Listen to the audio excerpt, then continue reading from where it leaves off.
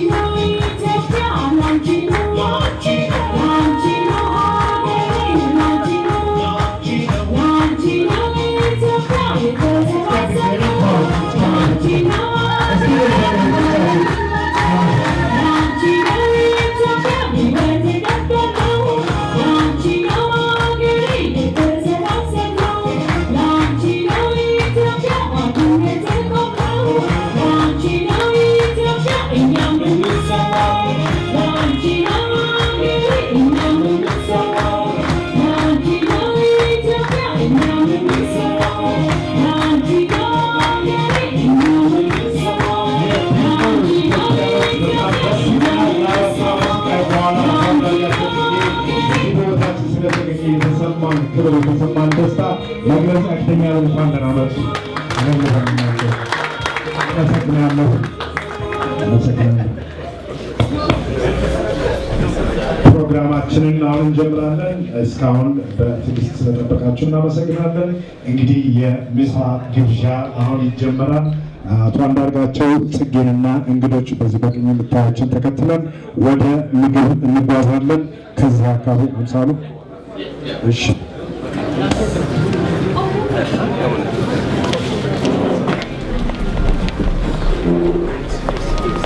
This way?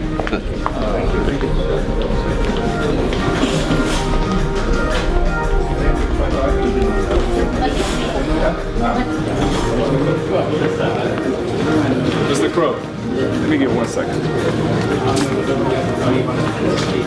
Go ahead, please. No. How are you? Good.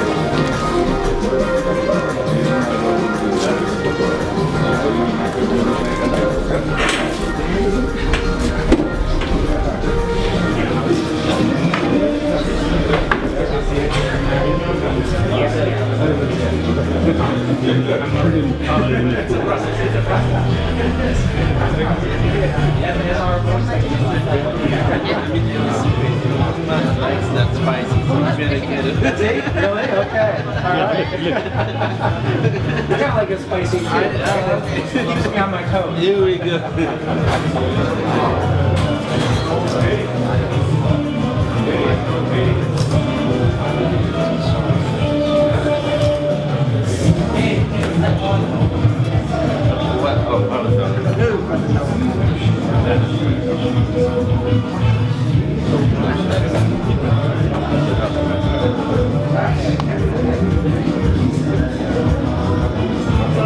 Thank you very much. Yeah.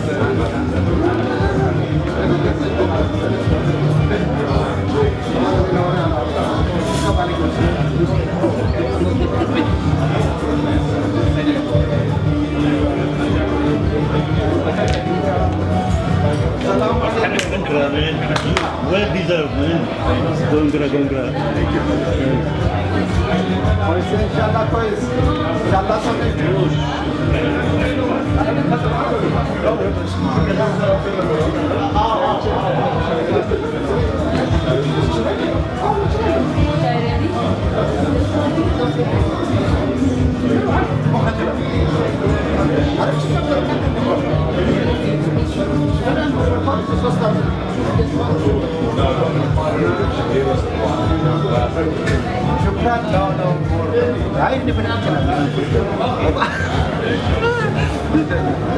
Oh.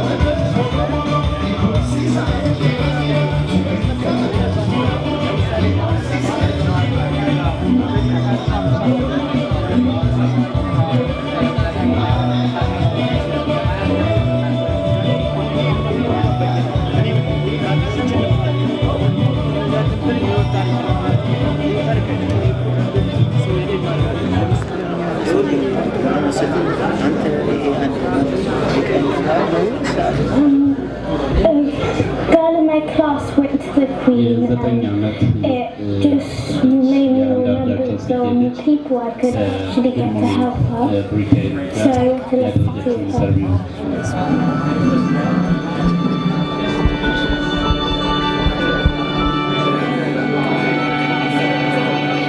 But you won't hear. I want you to come home, Papa.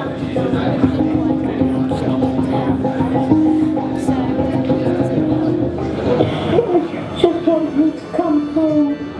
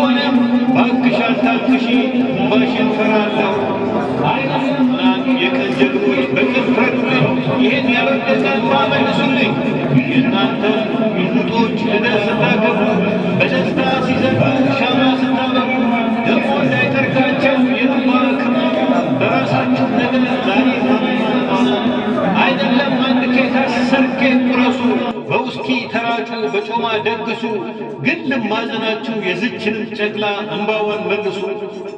በእንባ ቀለብ ሀገር የማያለቅስ የለም። ኢትዮጵያ ምድር ላይ ይሄ ብርቅ አይደለም። ባለፉት ዓመታት ስንት ስቃይ ቆጥረናል።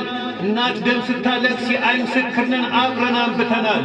ብቻ ግን እኔ እንጃ ያንባ ሳየው ከሁሉም ያስፈራል። ግን እኮ ማማዬ አባትሽ ጨካኝ ነው።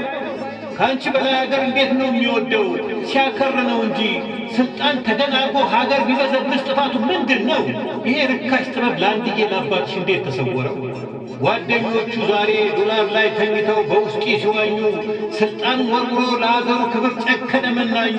ማንንም ላይሰማ ለእውነት ባዘነ ከሀገር በላይ ላይ አይኖቹን ከደነ። ግን ምን ዋጋ አለው? ያንቺን አይን ደግሞ በእንባ ተገለጠ። እንኳን አባትሽን እኛን በለበጠ። ልማጸንሽ ማማ እንባሽን መልሽው። በኢትዮጵያ አምላክ ባክሽ አታፍሽው። የዓይኖችሽን እንባ እንጃ ውስጥ የፈራ እሳት መስሎ ታየኝ የሰዶም ገሞራ።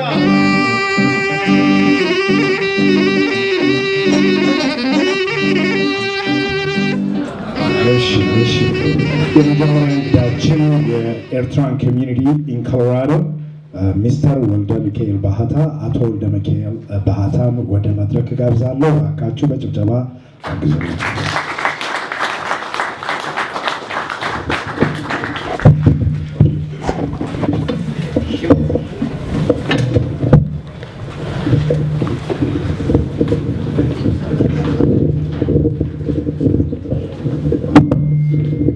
መጀመሪያ ከመይ ውዕልኩም ሽመይ ወልደ ሚካኤል ባህታ ይባሃል።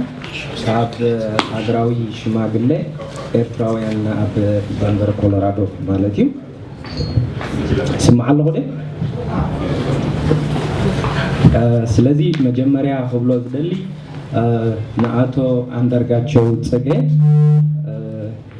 እንኳዕ ነቲ ትፈትዎ ህዝቢ ዓይንና ዓይኒ ኣርኣያካ ክብሎ ይደሊ።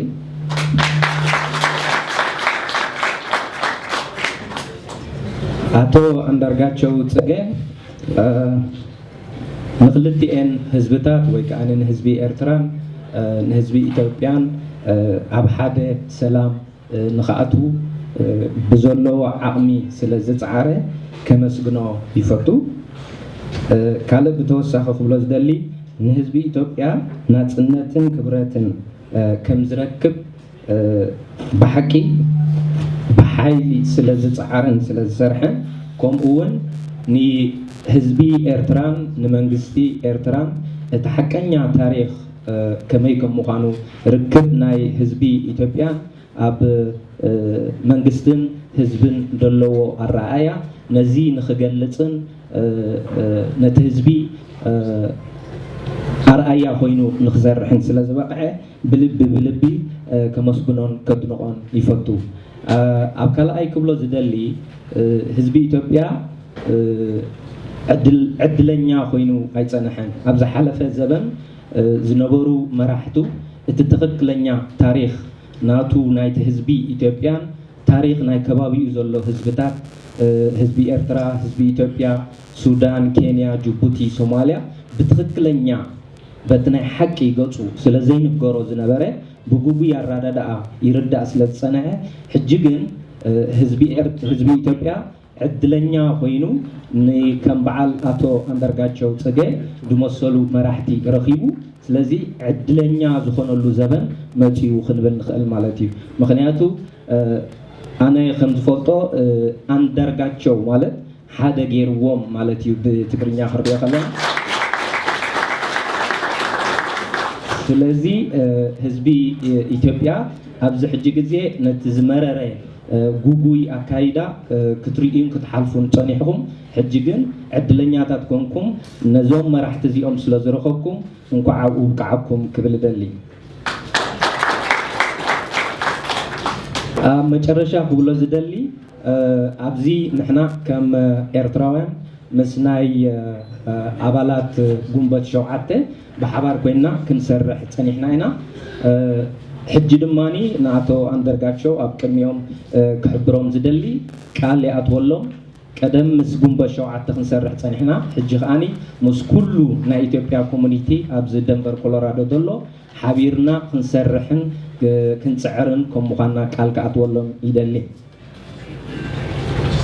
مخنياتو سلام كترخبا خلها بتسعرن بحيلن بمسواتن ياتمص حجي خاني اتا سلام امونغو ኤርትራን امونغو ኢትዮጵያን ተፈጢራ ደላ ንኽትዕቀብ حيلن سعرن مسواتن ስለዘድልያ ኩላህና امونغونا دلو ቀዳድ ከይፈጠረና بحبار كوينا سعرنا نسرح نزا سلام توهيباتنا دلا كنعقبا نعخم لوبواي كم حلال في دلي كبرن موغوسن نتوم نزي سعر زي زكايدو قداماي كنت قصو نخل بريزيدنت إسياس هاجر إرترا ني كم بعل أتو أندرغاتشو تسجى دموسولو كبرن موغوسن نعوم كبلي دلي يغني اللي تسني لكم استماعكمني عاود نحفاش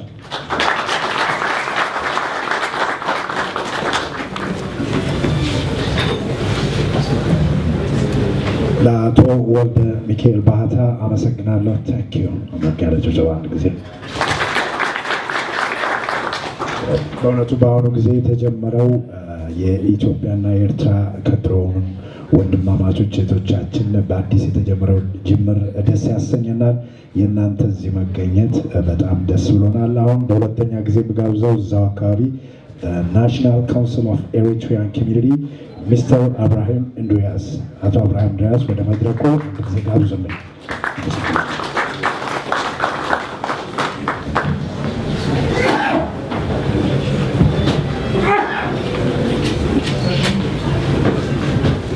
Idris Idris and no.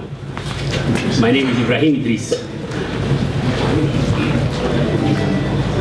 As I said yesterday, I'm Harija Baf Al-Chilim, Bilbay Batam and Nagar.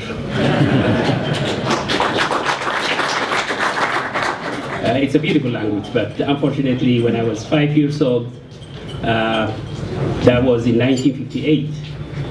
I was born in Old Airport. How many of you are Old Airport?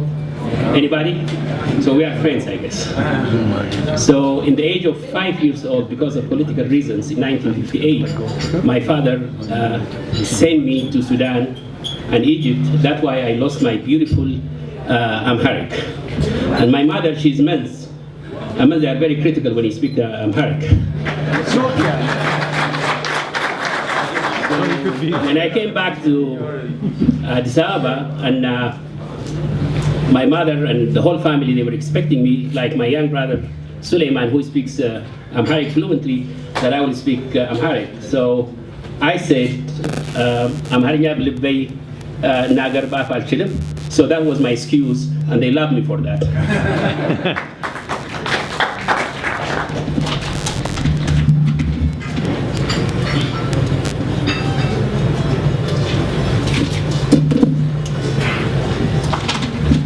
I'm honored to be in front of you, Comrade Andargachew Tsige, where people, they would call you Andy, so allow me to say Andy. I am honored because we need leaders. In Eritrea, without our leaders, we couldn't make it. And one of our dynamic in our struggle is two things. One, we have the secret of the Eritrean revolution is organization. And the second secret is our political conscience. And that was because of our leaders. We are one of the smallest, if you count us, around the Horn of Africa. But we are strong only because of two reasons. We are well organized, and we are so politically conscious about our reality. We don't exaggerate. We try to think step by step, and we look around as our reflection of quantity. Quantity versus quality is the most important equation leaders need to implement. That's why individual like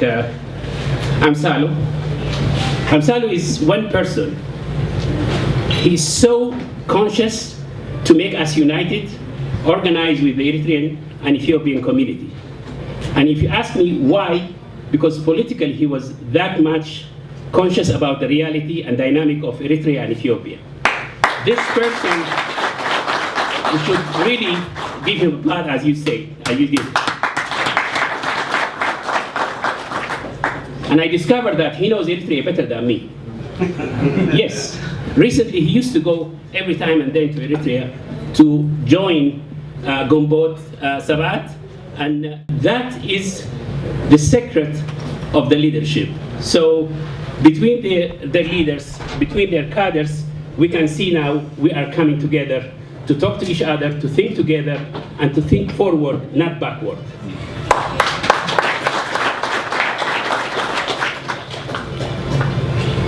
Today is a time of peace. We are very fortunate to be together as Eritrean and Ethiopian and to be exemplary to the Horn of Africa and the Nile Valley and the all in Africa. I think what's going on the last 2-3 months, it's a historical and dynamic dimension in the history of Africa. And that's because peace won against war. We wish tomorrow and after tomorrow and the day after, the Horn of Africa will never see war as we have seen it miserably in our history. Our organization called the National Council of Eritrean American. We are Eritreans, but we are American at the same time. We are following the full step of organizations like the NAACP. You can be different organization, different way of thinking, but you should have to find a way to galvanize all these forces together. Without unity, without being together under 1 or 2 or 3 particular goals, you will be loose as others are losing the point of how to be in the forerunner, not to be marginalized, to be the mainstream. Anybody tell you you are marginalized, he is totally wrong in the United States. United States is a great nation, give opportunity to every single person, being Irish, being Jew, being Mexican, name it, being Ethiopians, being Eritreans, we can be part and parcel of this mainstream. And this is what we are right now doing as an organization. I have only one good story to tell you today. Between the Eritreans and Ethiopians, I'm not going to talk about the past. If you are thinking about the past, you are losing. If you are withering today, you are the winner. Any person, any political trend, try to think backward, believe me, will never have a room in this coming centuries. So the good news is Eritreans and Ethiopians, they met in July 9 and signed a declaration. That declaration, it's 5 points. But that 5 points is like a Bible for us, it's like a Quran for us, it's a guideline for the future of Ethiopia and Eritrea. And we are seeing the fruit now. Whoever thought in the last 20 years we will see Ethiopian Airlines coming to Asmara? Never. Who thought yesterday Eritrean Airlines will land in Addis Ababa? Never. Because of that agreement happened. Tomorrow, Asab and Masawa will be your port to import and export, and I wish you don't import a lot, I wish you export a lot.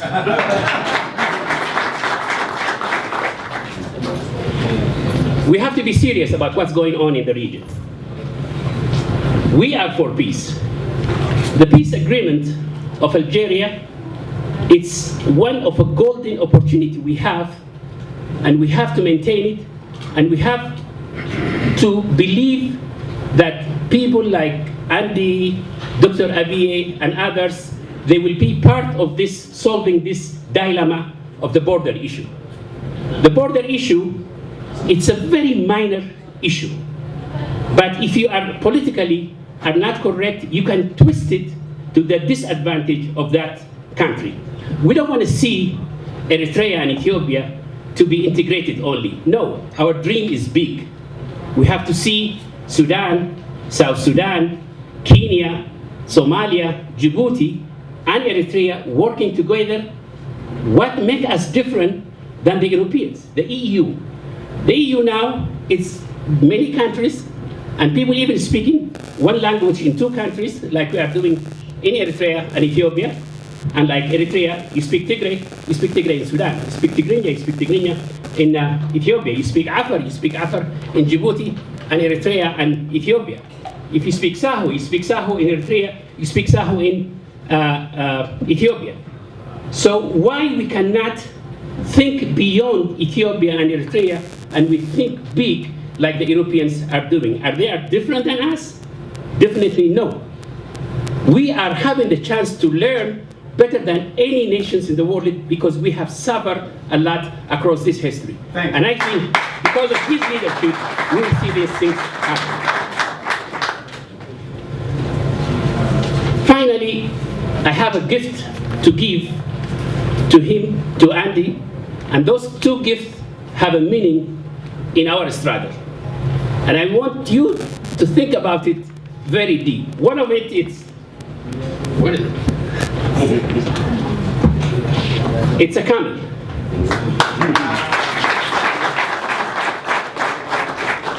This is the Eritrean symbol we have in our flag, not in our flag, in our national icon in Eritrea. Because of this camel, for the last 30 years in our struggle, we have a vehicle to move medicine, weapons, name it, 6 people from the battle. It has a lot of meaning for us as a force of part and parcel of identity in Eritrea. And the other gift is a turtle, small turtle. What do you call it in Amharic? Yeah. And that is the idea of the Eritrean struggle.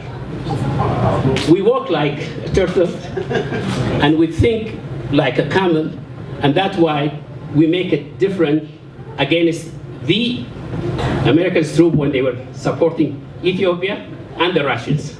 They are 100 million, we are 3 million at that time. We won because we walk like a turtle. So these two gifts, I hope it can be exemplary to you, sir.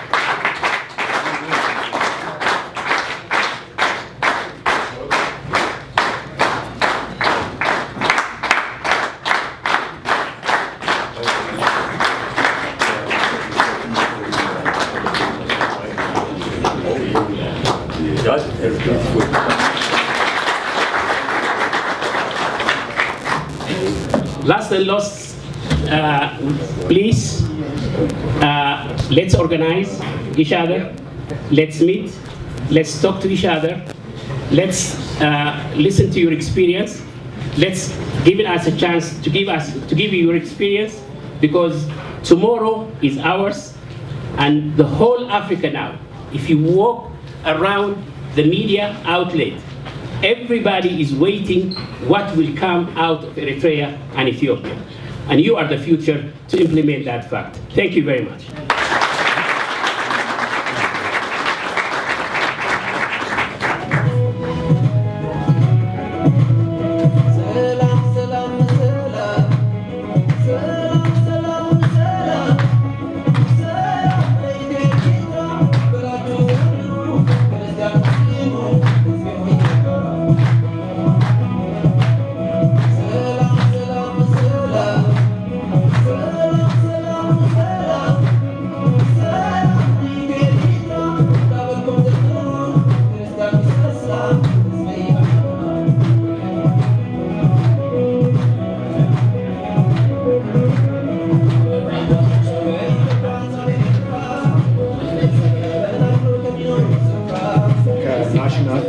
National Council of Eritrean Community, Mr. Ibrahim Idris, እናመሰግናለን።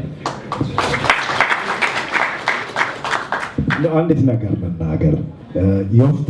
የወፍታ ኃይሉና ቴዲ አመዴ ትናንት ነገ እንድትመጣ እንፈልጋለን አሉኝ። ብቃት ኑሮኝ ሳይሆን እንዲያው እዚህ ላይ እንድቆም ፈልገውኝ ይመስለኛል። ወላታና አይተው ሰማያዊ ነገር ምንድነው አንዳርጋቸው ጽጌን ፕሬዘንት እንድታደርግልን ከሱ ጋር ደግሞ ዲያቆን ዮሴፍ ተፈሪ አሉ። ዋት ብለሲንግ ቃላት ነው ያጠረኝ። አይቶልም this is a blessing ምክንያቱም ሁለቱም አንድ አይነት እንደ ሌሎች ኢትዮጵያኖች ይቅርታ ሰው ተመሳሳይ ባህሪ ያላቸው።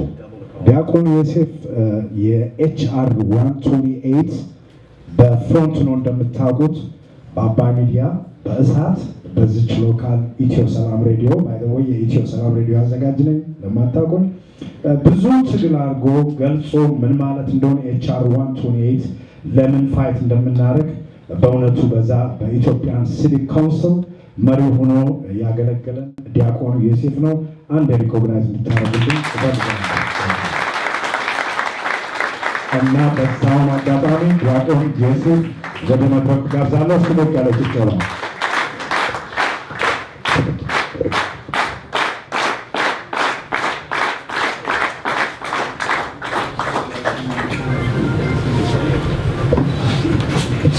መንፈስ ቅዱስ አለ አምላክ አሜን። እንደምን አደራችሁ? እንደምን ዋላችሁ? እግዚአብሔር የተመሰገነ ይሁን ለዚህ ቀን። በመጀመሪያ እንግዳ ያለን መሰለኝ ሚስተር ጄሰን ክሮው እዚህ ከመሀላችን ይገኛል እና እሱን ተቀበል ብለውኛልና አመስግንልን ብለውኛልና ከሱ ጀምርና ወደ መጣንበት ቁም ነገር ቦታ ውስጥ እንገባለን። Mr. Jason Crow, it's a privilege to have you on behalf of the Ethiopian community here. It's a great honor to have you with us. We are a diaspora community that is highly engaged, civically engaged into the well-being of our country. In many ways that we have learned from our indifference in so many ways over the last probably 2 generations, but yet as we gotten hold of and successfully assimilated into the American life and also in part learned from others such as the Jewish community and the Cuban community, that we learned to get engaged civically in the ongoing political processes and vote the interest of Ethiopia. And I think that has yielded us some political capital, but more importantly, it really makes us to be included in the mosaic of the American nation. We welcome you, and we are absolutely grateful the fact that you respect our community and be here today, and I want to thank you for that.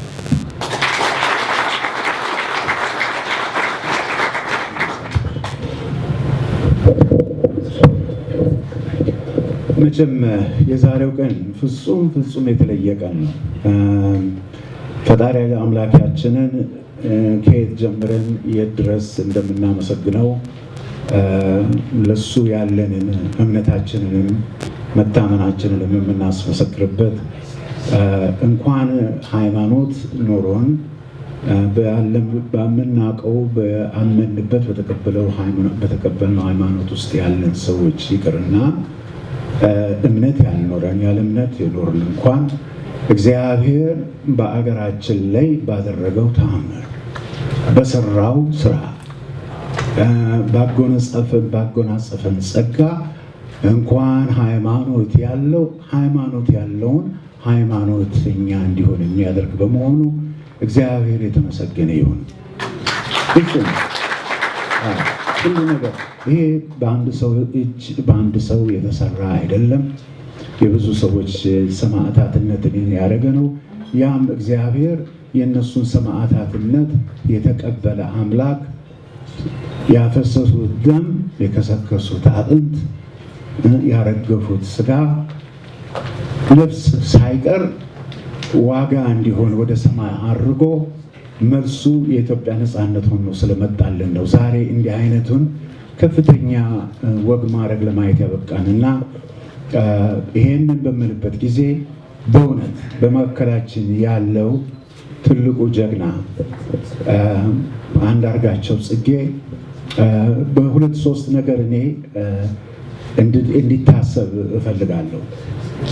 አንደኛው እንደምታውቁት ወንድማችን እንደማናችንም የራሱ ቤት፣ የራሱ ትዳር፣ የራሱ ህፃናት ልጆች ያሉት ጠዋት ገብቶ እስከ ማታ መጨነቅ ያለበትን ነገር እግዚአብሔር ኃላፊነት የሰጠበትን ቤት ያ ሁሉ እያለው ከዛ በላይ ግን ትልቅ ኃላፊነት አለብኝ ብሎ እንደኔ ወይም እንደናንተ ደካማ ሆኖ በቤቱ ስራ ብቻ ተወስኖ ሳይቀር የአገርን ሸክም የተሸከመልን የኛ ዙጋ ሁሉ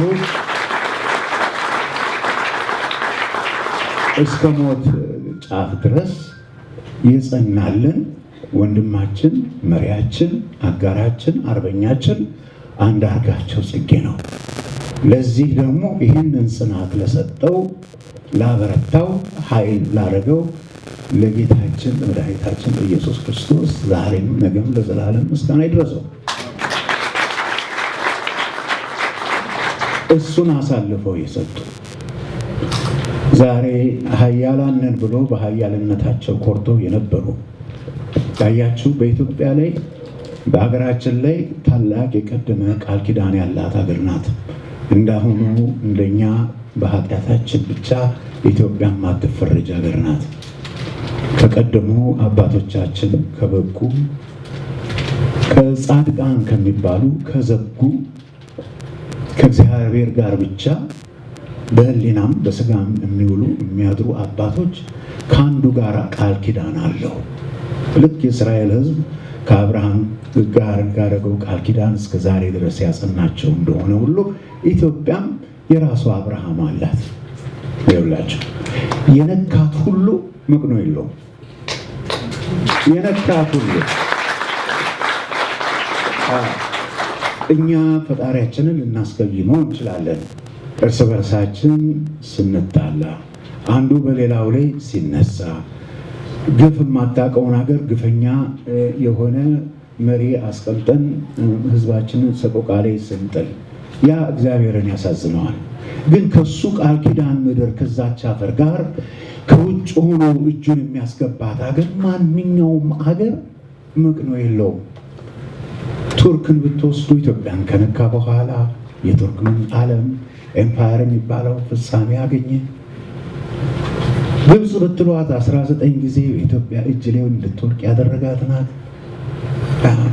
ጣሊያንን ብትሉ ዓለምን ያንቀጠቀጠ መንግስት ነኝ ብሎ ኢትዮጵያን ሲነካ ወድቆ እስካሁን ያልተነሳ። ሶቪየት ዩኒየንን ብትሉ ዓለምን ሁሉ ያንቀጠቀጠ ኢትዮጵያን ሲነካ የወደቀ። የመንን ብትወስዱ አንዳርጋቸውን ሲነቁ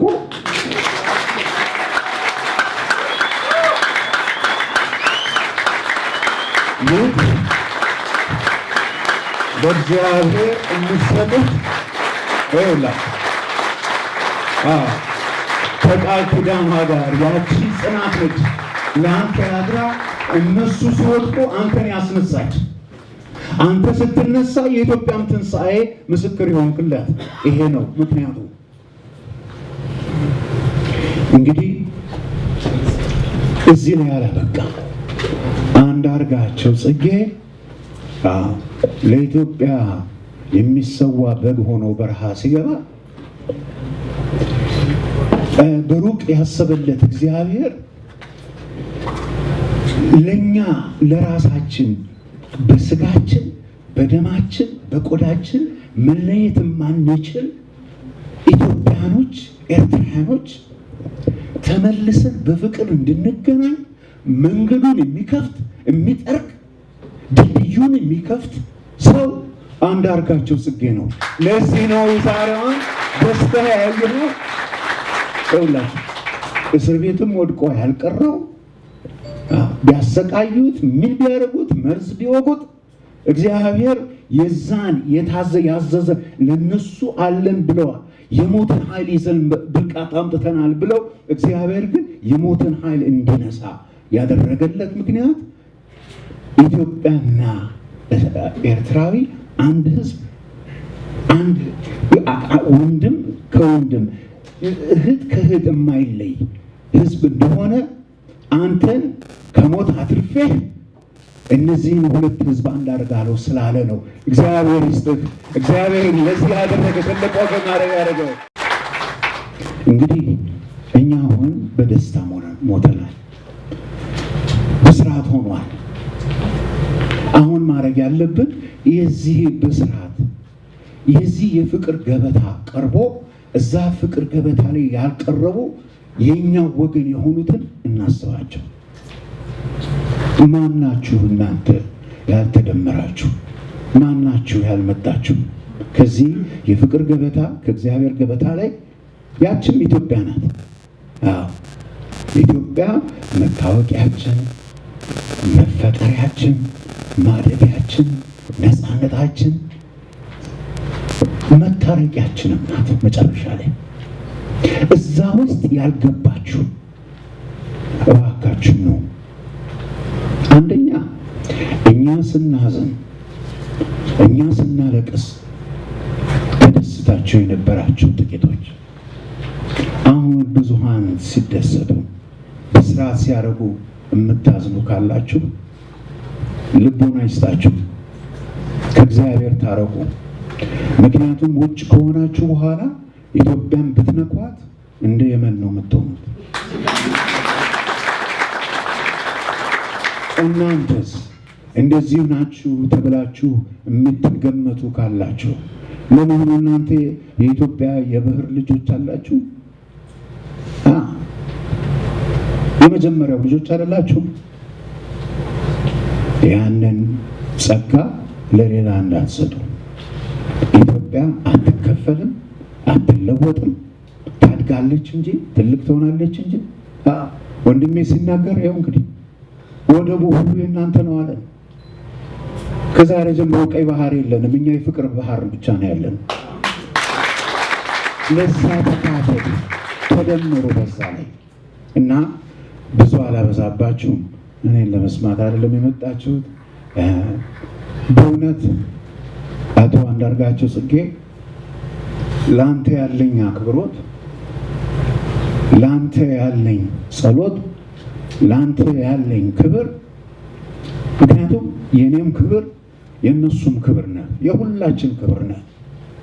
አዎ ሞተህ የተነሳ ሰው ነህ አንተ ለኢትዮጵያ ስትል።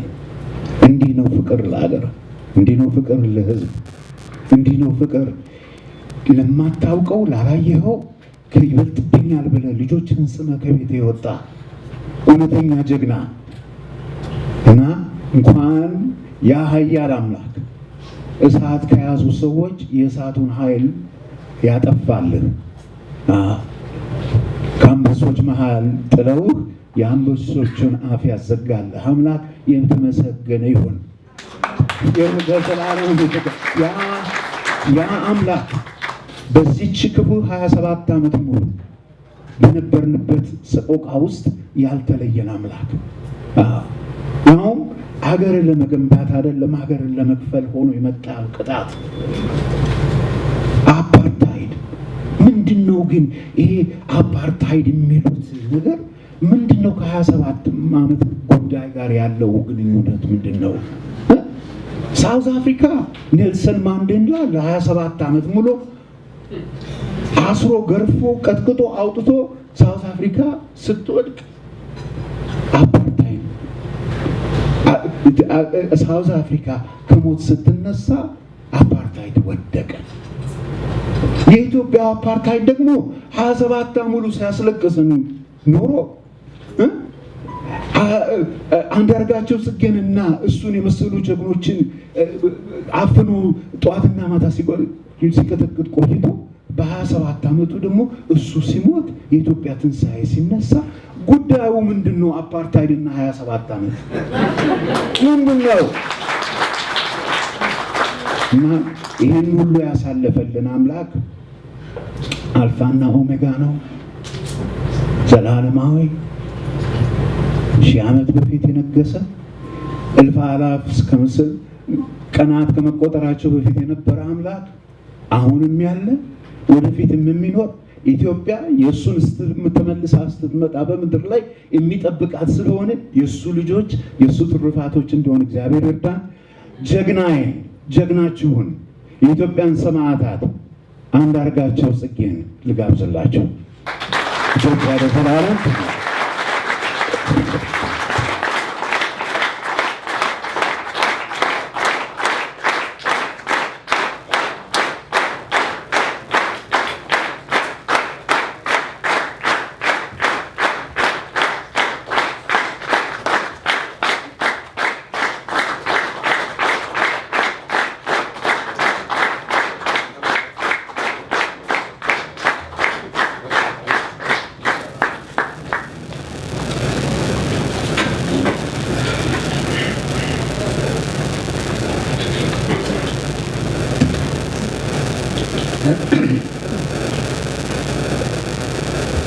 ብዙ ቦታዎች ላይ ብዙ ነገር ተብሏል።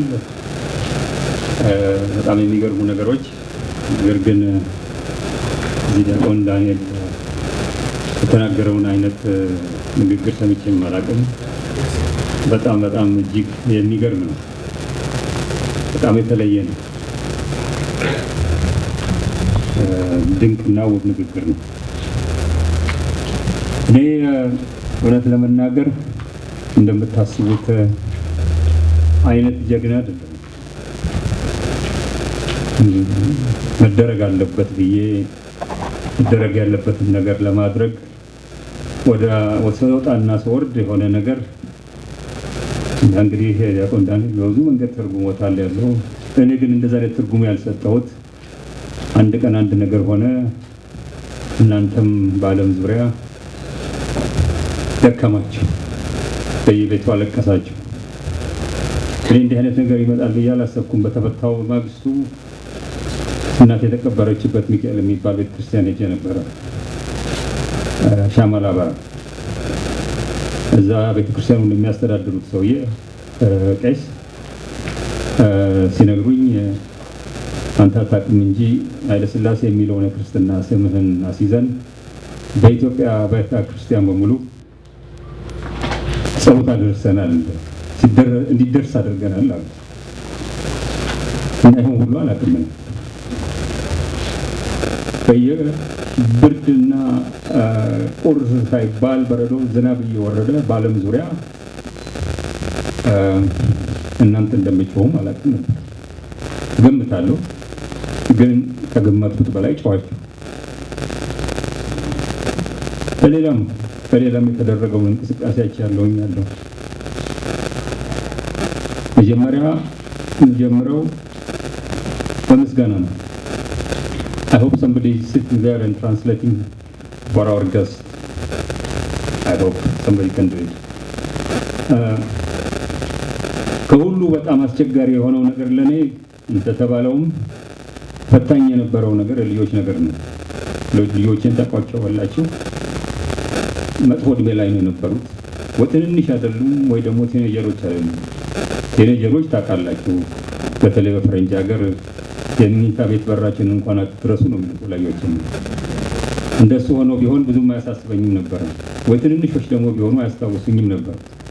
ግን 7 ዓመት ዕድሜ ላይ ነበሩ። ደግሞ በጣም ነው እንቀራረበው የነበረው እና እኔ በችግር ላይ በወደቅኩበት ሰዓት ላይ በእናንተ በኩል በዓለም ላይ ይደረግ የነበረውን እንቅስቃሴ በደንብ ነው የሚያውቁት። አባታችን ለካ አይረሳም። የሚያስታውሱት ከሺዎች የሚቆጠሩ ወገኖች ያሉት በሚል ምን ያህል እንደተጽናኑ አውቃለሁ።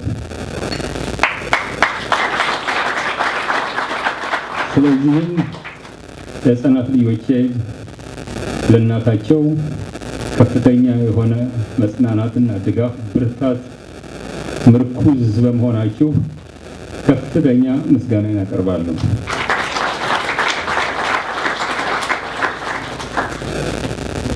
ሌላ የማመሰግነው ነገር ምስጋናማ አይገባችሁም ቢሆን የገዛ ህዝባችሁ የገዛ ሀገራችሁ ነው። ነገር ግን 27 ዓመት እጅግ በጣም አሳዛኝ አሰቃቂና አስከፊ በሆነ ሲኦል ውስጥ የኢትዮጵያ ህዝብ ሲኖር በአገሩ ችግሩን ብሶቱን መተንፈስ መናገር በተከለከለባቸው ረጅም ዓመታት ድምፅ ሆናችሁ ድምፅ አልባ ለነበረው ህዝብ መከራ ውስጥ ገብታ ለነበረች ሀገር እናንተው ድምፅ ሆናችሁ ጮኻችሁ የህዝብ ብሶት የሀገር ውርደት እንዲያበቃ ያደረጋችሁ ጥረት በጣም ከፍተኛ ጥረት በታሪክ የተመዘገበ እጅግ በከፍተኛ ደረጃ እናንተ ብቻ አይደላችሁም ልጆቻችሁ ሲኮሩበት የሚኖር ነው። ለዚህም አመሰግናችሁ እወዳለሁ።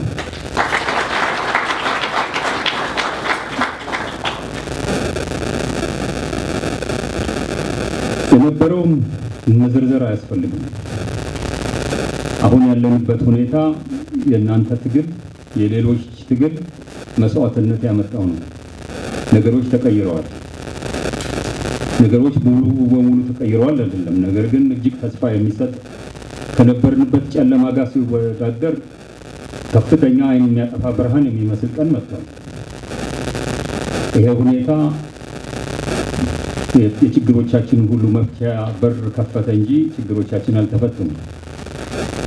አሁንም የቀድሞው ጽናታችሁ የቀድሞው አንድነታችሁ ለሀገርና ለወገን ለመታደግ ስሜታችሁ ተጠናክሮ መቀጠል የሚኖርበት ሌላ የትግል ምዕራፍ ውስጥ ገብተናል። እንዳለፈው ጊዜ በረሃ የሚያንከራትት አይነት ትግል አይሆንም የሚል እምነት አለኝ። እንዳለፈው ጊዜ አባት፣ እናት፣ አያት፣ ቅድመ አያት ይሞቱ ለመቅበር ወይ ቢታመሙ ልጆች የደረሱልኝ አንዴ መጨረሻ አይናችሁን በሚሉ ልይና ልሙት ቢሉ ወደ ሀገራችሁ መግባት የማትችሉበት አይነት ሁኔታ ውስጥ አይደለም ያለነው። ወይ ሰው ጥሮ ግሮ ያገኘውን ትንሽ ዘመዶችንም ጠቅሜ እኔም ራሴን ልጥቀም ብሎ የተወሰነ ነገር አገር ላይ ያፈራውን ወያኔዎች ይቆሙኛል በሚል ስጋት ሀገሩን ከመታደግ ህዝብ ሲበደል ከመጮህ የሚቆጠብበትን አይነት ሁኔታ ያጠፋ ዘመን መጥቷል። ስለዚህ አሁን ቁጥሩ አነስተኛ የነበረ በአደባባይ የሚታይ ነገር ግን በአደባባይ የማይታይ ሁላችሁም እንደነበራችሁ አካል ነው። ሁሉም አሁን በአደባባይ ወጥቶ በጋራ እጅ ለእጅ ተያይዞ እጅግ ጥልቅ የሆኑ ችግሮች ያሉበት ሀገር ነው። የማህበራዊ ችግሩ ትልቅ ነው። የኢኮኖሚ ችግሩ በጣም ትልቅ ነው። የፖለቲካውም ችግር ሊፈታ ተጀመረ እንጂ አልተፈታም። ሁሉንም ችግሮቻችንን እንደጀመርነው መጨረስ ይኖርብናል፣ ያለው ማቃለል ይኖርብናል። ለዚህ ረጅም የሆነ ዘመን ደግሞ ብዙ ፈተና ለሌለው የትግል ዘመን ራሳችሁን አዘጋጁ። በአንድነት ከሌላው ጊዜ በበለጠ አንድነት ህብረት እንድትቆሙ ነው ጥሪ የማቀርበው። ይህን በማድረግ ብቻ ነው ይህን የዛሬን ቀን ሳያዩ በተለያዩ ቦታዎች ላይ መስዋዕትነት ከፍለው አጥንታቸው ገና ያልተሰበሰቡ ወገኖቻችሁን የዘላለም ሐውልት ማቆም የምትችሉላቸው። ስለዚህ ንግግር አላበዛም። እኔ በእናንተ ኮርቻለሁ፣ ከሚገባው ላይ ኮርቻለሁ። በጣም አመሰግናችኋለሁ። አንዳርጋቸው አልጨረሰም። በጥያቄ ነው ልስማ ነው ብዙ አለ። ከዛ በፊት ሌላ እንግዳ ስላለን እሱን ወደ ፕሮግራም ጀስት ላስታክ ይያል። አሁን የምጋብዘው አቶ ዳዊት እስኪ ቀረበ። አቶ ዳዊት አጎናፍር ሞቅ ያለ ጭብጨባ። አቶ ዳዊት አጎናፍር በኢትዮጵያን ሶከር ቶርናመንት ኢስፓና በየዓመቱ የሚዘጋጀው ዝግጅት በዛ ውስጥ ብዙ ያበረከቱ በከተማችን ደግሞ በእውነቱ ለፍትህ በሚደረገው ትግል ሁል ጊዜ የሚሳተፉ ናቸው። እንግዲህ ሞቅ ያለ ጭብጨባ አላቸው። ታንክ ዩ አመሰግናለሁ። አንዳርጋቸው ስለመጣ በጣም ደስ ብሎናል። ቴዎዶር ሮዝቬልት በ1910 ፈረንሳይ ያደረገው ንግግር ነበረ እና the man in the arena ይባላል እና ያው የዴንቨር ነዋሪዎች ደግሞ እንግሊዘኛውን ቲፒ ስለምንጫወትበት በእንግሊዘኛው አነበዋለሁ። It is not the critic who counts, not the man who points out how the wrong man stumbles, or where the doer of good deeds could have done them better.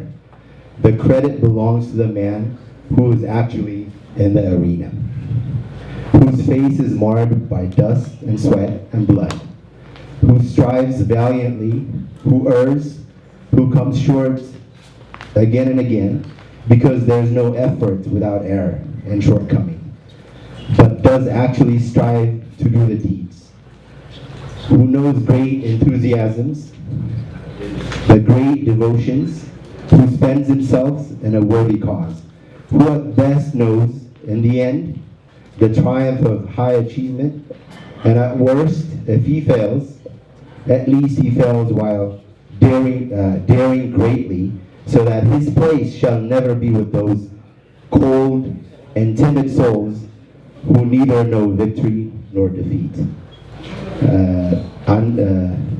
አንዲ ከልጅነቱ ጀምሮ ተመልካች ሳይሆን ንቁ ተሳታፊ ነበር። ከጎን ሆኖ አጋጌር ለማውጣት ሳይሆን መፍትሄን አንግቦ ሲታገል የቆየ ወንድማችን ነው። አሁንም ከ4 ዓመታት እስርና እንግልት በኋላ ምንድነው ድርሻዬ? ዛሬስ ምንድነው ማደርገው? ላንቺ ነው አገሬ ብሎ ላዘነላት ሀገሩ እንደገና ምን ላድርግ ብሎ መሀከላችን ተገኝቷል። በእውነት የሚያኮራ ነገር ነው። ምክንያቱም ብዙዎቻችን ይሄ ፓርቲ ይሄን ቢያደርግ ነው ያንዲ ቢሆን ነው የሚሉት። ነገር ግን አንዲ በእውነት you are the man በምታውቀው በገባህ ከልጅነቱ ጀምሮ መፍትሄን አንግበህ ይሄ ይሻላል ብለህ ሰርተሃል እና አሁንም እንግዲህ ወደ ጥያቄና መልስ ልጋብዝህ ነው ወደዚህ። የመጀመሪያውን ጥያቄ እኔ ልጠይቅልህ እና በመጀመሪያ ሲሞቅ ያለ ጭብጨባ ወደ ስቴጅ ሲመጣ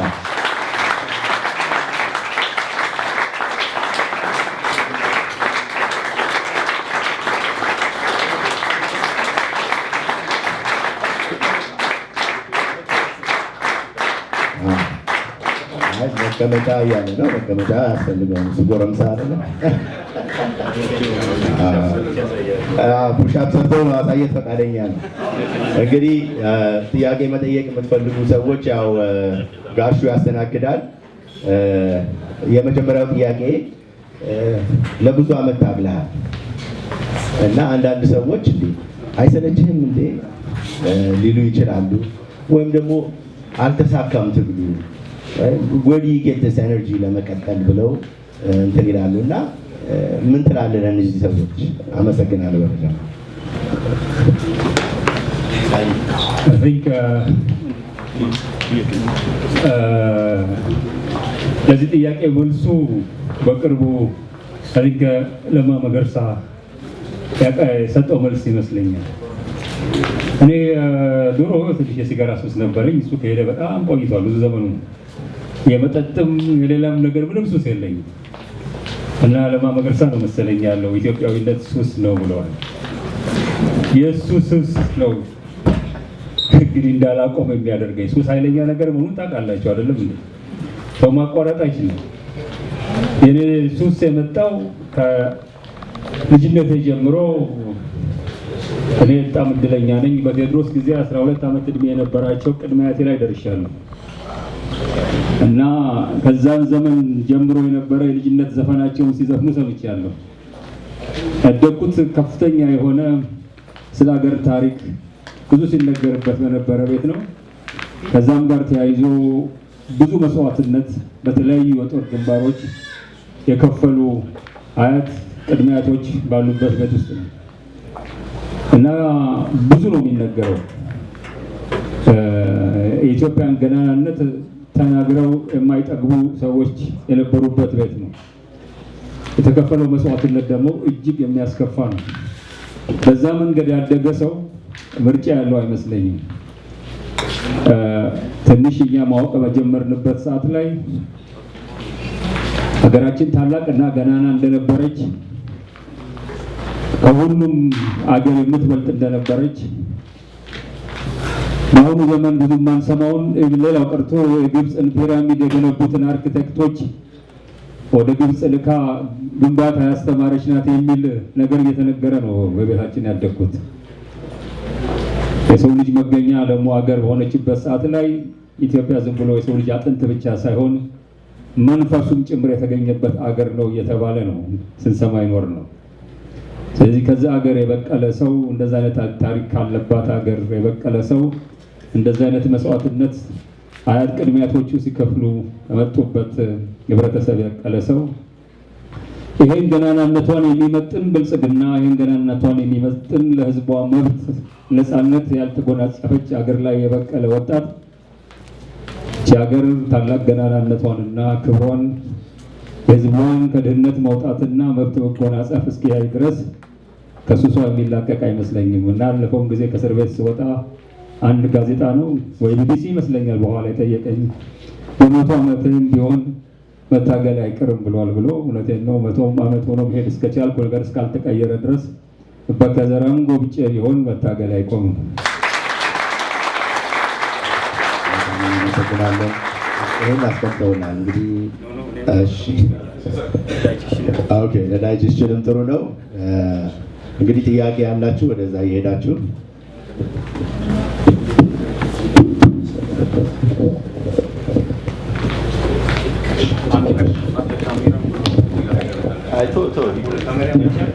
ለካሜራ መቻ ተብሎ ቁጭ ነው።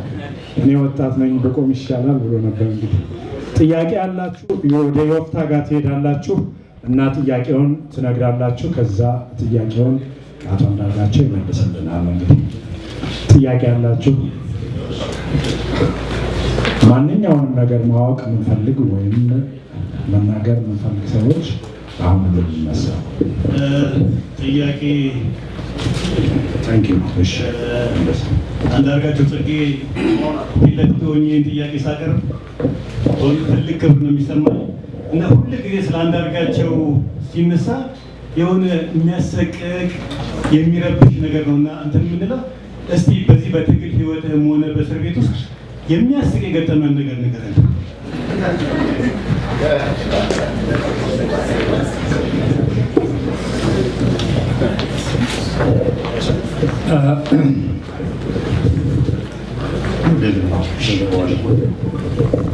እኔ የሚያስቅ ነገር አላጋጠመኝም። ነገር ግን ከዚሁ ጋር ተያይዞ ግን የሚያስቅ ነገር ማይ ፓርትነር ባለቤቴ አሁን በቅርቡ ባለቤቴ ልንሆን ተስማምተናል። ምክንያቱም በጣም ግራ የሚያጋባ ነገር እየሆነ አንዴ ፓርትነር አንዴ ዋይፍ እየተባለ ይሄ ነገር እልባት እንስጠው ብለን ወሰነናል። በቅርቡ ይሆናል እና እሷን የገጠማትን ነው የምነግራቸው። እንደታሰርኩኝ የመን ኤምባሲ ሄዱ እና እንደነገረችኝ ከወንድሜ ጋር ነው የሄዱት እና እሷ በጣም ታለቅሳለች እና እዛ የመን ካውንስለር ነው፣ ይሄ ወንድሙ ነው። እኔ ደግሞ ምን እንደሆነችም አላወቅም እና ስታለቅስ ስታበዛ ወንድሙ እያለ አንቺ ምንድን ነው የምታለቅሽው ይላታል።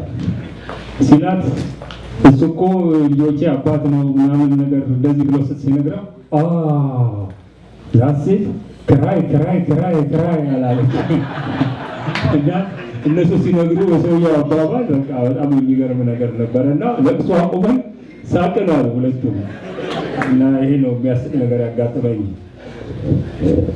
አመሰግናለሁ። ዶክተር ሳሙኤል እዚህ ቁሟል። ጥያቄ እስኪ ጥያቄ እሺ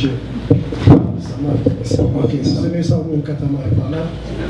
አንዳርጋቸው ጽጌ ስትፈታ አዲስ አበባ ነበሩ። በሚቀጥለው ቀን ወደ ቤት ስመጣ ስልክ ተደውሎ አይ ዛሬ የለም ሄዷል አሉ። ያንን አጋጣሚ ስላጣው ቅር ብሎኛል። እኔ መጠየቅ የፈልገው ሁለት ነገሮች ካለፈው አንተ ከተናገርካቸው ነገሮች ነው። አንደኛው በመጀመሪያ ጊዜ ከኦነግ ጋር መሰለኝ የመጀመሪያውን ንግግር ማለት ኔጎሽዬሽን ወይም አይዶን ምን እንደሆነ ያረክ ጊዜ ብዙ ተቃውሞ ነበር። እንዴት ከተገንጣዮች ጋር እንዴት ትቀመጣለህ? እንደዚህ ያለ ብዙ ነገሮች ነበሩ የዛን ጊዜ። በሚቀጥለው ጊዜ ደግሞ የመጀመሪያ ጊዜ መድረክ ላይ ወጥተህ ግንቦት ሰባት ኤርትራ ገብቷል እና ያለን አጋጣሚ ኤርትራ ነው ሲባል ብዙ እንትኖች ነበሩ፣ ጭቅጭቆች ነበሩ። እንዴት ኤርትራ ይኬዳል እንደዚህ? እና እኔ የገረመኝ ነገር ምንድነው በእነዚህ በሁለት አጋጣሚዎች ማንኛውም የፖለቲካ ቡድን ወይም ማንኛውም ኢትዮጵያዊ ያልደፈረውን ነገር የደፈርክ አንተ ነህ እና ይሄንን እንዴት አይተህ ነው ማለት ብዙ ሰዎች አሉ እኛ 100 ሚሊዮን ነን ግን የመጀመሪያው ሰው አንተ ነህና ይሄ እንዴት አስበህ ነው ወይስ ምን አይነት ቪዥን ኖሮ ነው? አመሰግናለሁ።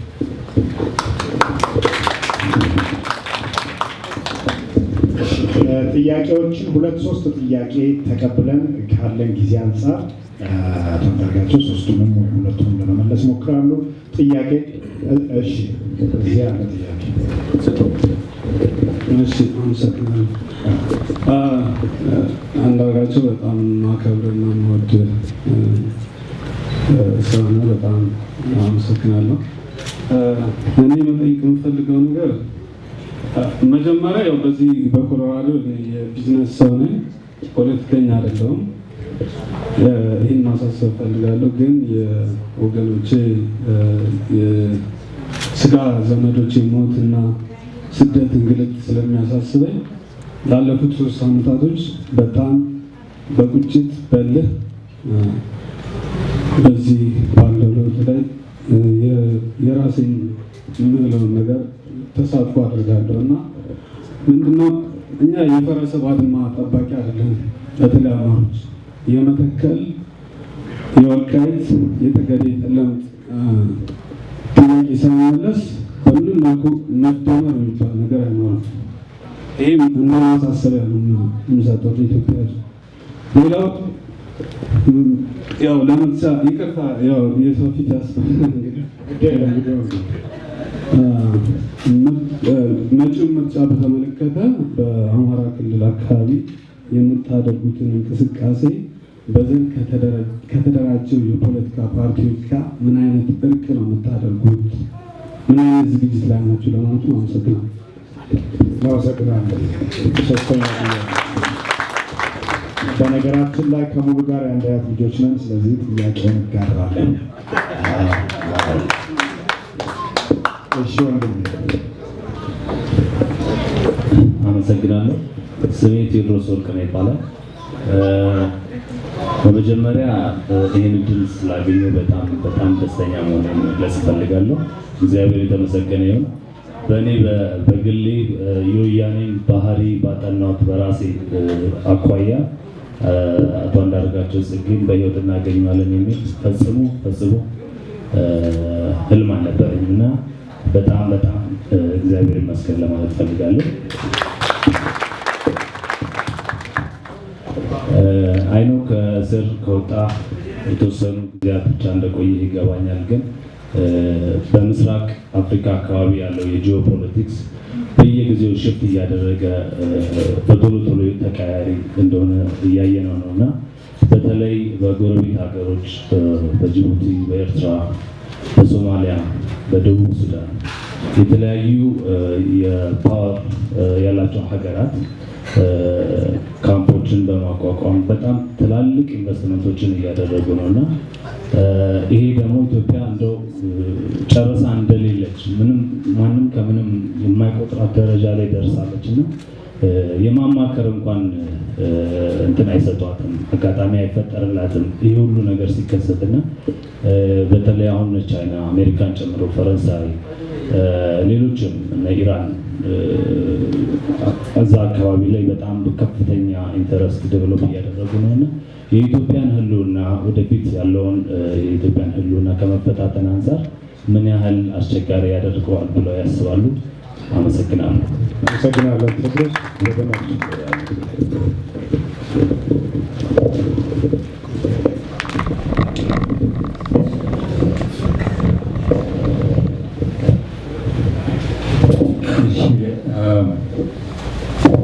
ከመጀመሪያው ጥያቄ ልመልስና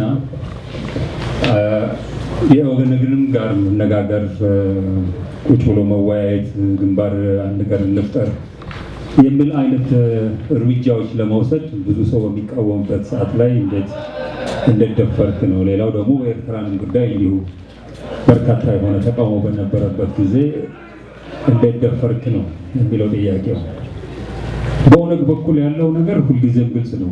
እኛ አቋማችን ግልጽ ነው። በኢትዮጵያ አንድነት ከሁሉም ነገር በላይ ኢምፖርታንት ነው። ዝም ብለን አይደለም አንድነቷ ኢምፖርታንት ነው የምንለው፣ በምክንያት ላይ የተመሰረተ ነው። ዝም ብሎ ጭፍን የሆነ አገር መውደድም አይደለም። ቅድም ያደኩበት ቤት እንደወድ ያደርገኛል። ግን ኢትዮጵያ የሚባል ሀገር እንደ ቼኮስሎቫኪያ ነፃ የነበሩ ሁለት ግዛቶች አንድ ላይ መጥተው የፈጠሩት ሀገር አይደለም። ግልጽ የሆነ ዳር ድንበር ያላቸው የተለያዩ ህዝቦች ሀገር መስርተው መልሰው የገጠሙት ሀገር አይደለም። እንደ ሶቪየት ዩኒየን ውስጥ እንደነበሩት ሀገሮች እንደነ ጆርጂያ እንደነ አርሜኒያ ግልጽ የሆነ ግዛትና ድንበር ያላቸው ሀገሮች የፈጠሩት ሀገር አይደለም። ይሄ በሺህ ዘመናት ለሚቆጠር ጊዜ እርስ በርሱ እየተዋጋም እየተዋረረም እየተደባለቀም ድንበርና ጠርዝ የሌለው አንድ ትልቅ ማህበረሰብ። ይሄ ማህበረሰብ አንቀጽ 39 ይባል ሌላ ነገር ይባል ወያኔ ያወጣው ህገ መንግስት ውስጥ የከተታቸው ድንበሮች ይስተው ተበታትኖ አገር መሆን የሚችልበት እድል የለውም።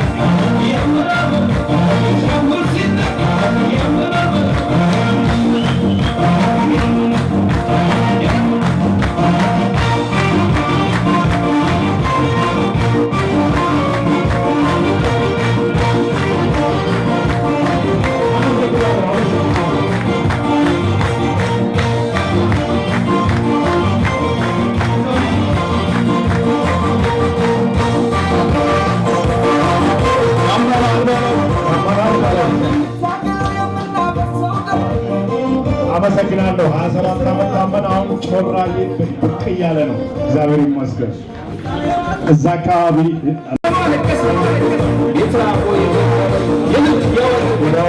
አቶ አንዳርጋቸው እቺን መጽሐፍ ማግኘት አልቻልኩም፣ እባክህ ስጠኝ ተብዬ ደስ ስላለኝ ልንገራችሁ ብዬ ነው። ይኸው አበርክቻለሁ። ሁለት ነው ያለኝ፣ አንድ ሰጥቻለሁ። አመሰግናለሁ። እባካችሁ አንቧት። መዋስ የምትፈልጉ በዋስ እየሆናችሁ እሰጣችኋለሁ። እንግዲህ እቺን ታሪክ ነው በእውነቱ። ይህን ዝግጅት ያዘጋጃችሁት በእውነቱ በጣም ብዙ ሰዎች ናቸው። እስኪ ዝግጅቱን ያዘጋጃችሁት አንድ ጊዜ ብድግ በሉ እባካችሁ፣ እባካችሁ። ይኸው ዶክተር አንድ ጊዜ ነው። እስኪ በጣም ቆንጆ ዝግጅት ነው ያዘጋጃችሁት። ቴዲ አንድ ጊዜ ወደዚህ ሞቅ ያለ ጭብጨባ አድርጉላቸው እባካችሁ፣ ሞቅ ያለ ጭብጨባ አድርጉላቸው ፕሊዝ፣ ፕሊዝ። እኔ ለዚህ ለተባረከ ተጋብዤ ነው እንጂ አዘጋጅ አይደለሁም። እንዲታወቅልኝ የተዘጋጁት እዚህ ያሉ እግዚአብሔር ይባርካችሁ። ደስለት ይርክበት። እሺ ከመዝጋታችን በፊት ወጥታ የምናገረው ቃል አለ። እንኳን ደህና መጣችሁ። ጥያቄና መልስ ይቀጥላል። አንዴ እዚህ ወጥታ እንግዲህ እንደገና ከልባችን በጣም በጣም እናመሰግናቸዋለን። እዚህ ኮሎራዶ ብዙ አመት እዚህ የምንኖር እንተዋወቃለን። ይሄ ትግል ስንጀምረው ብዙ እንባ ብዙ ነገር አብረን ስላሳለፍን በጣም በጣም አመሰግናቸዋለሁ ከልቤ። እዚህ ወንድሞቼ በሙሉ ስቴጅ ላይ ወጡት ያልወጡም አሉ። ሪሊ በአምሳሉ በወንድሜ ንጉሴ ይሄን ነገር ጀምራችሁ እኛንም ከጎናችሁ አድርጋችሁ ለሀገራችን ይሄን ነገር ከእያንዳንዳችሁ ተምረን ለሀገራችን ይሄ ቀን ስለደረሰ በኮሎራዶ ስፔሻሊ ከልቤ ለሁላችሁም ይሄ ለኛ ስፔሻል ቀን ነውና ይሄም ለኛ ስፔሻል እንደሆነ ለእናንተም ስፔሻል ቀን እንዲሆን እንጋብዛችኋለን። በጣም በጣም እናመሰግናለን። መልካም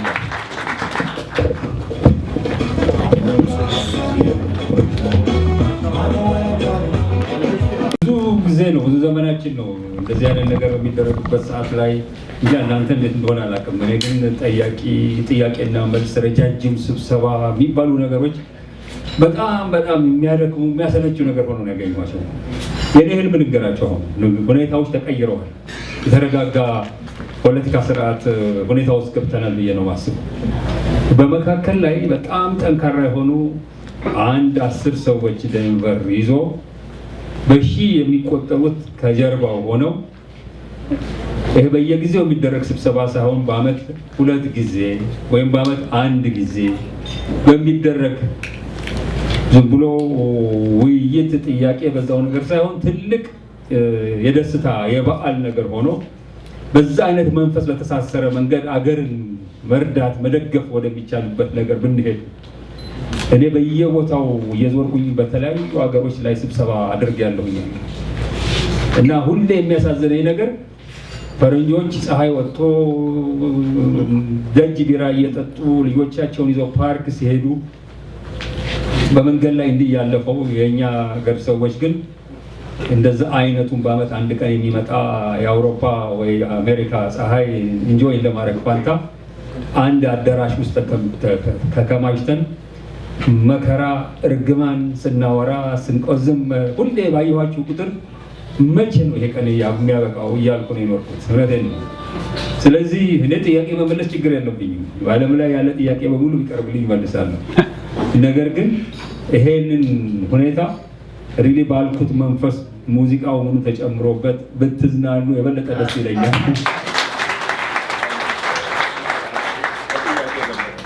ጥያቄ ያስፈልጋል ካላችሁ እናንተም ችግር የለብኝም።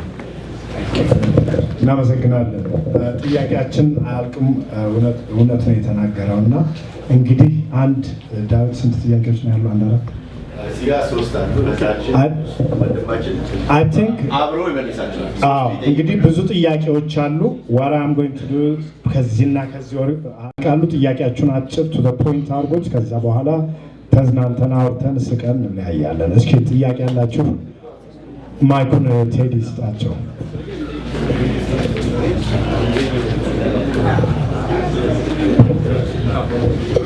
እሺ አቶ ጳውሎስ እሺ፣ እንኳን ደህና መጡልን። የመጀመሪያ ጥያቄ ከዚህ ሁላ ትግል በኋላ የአርበኞች ግንቦት 7 ታጋዮችን በተመለከተ ነው የምጠይቀው።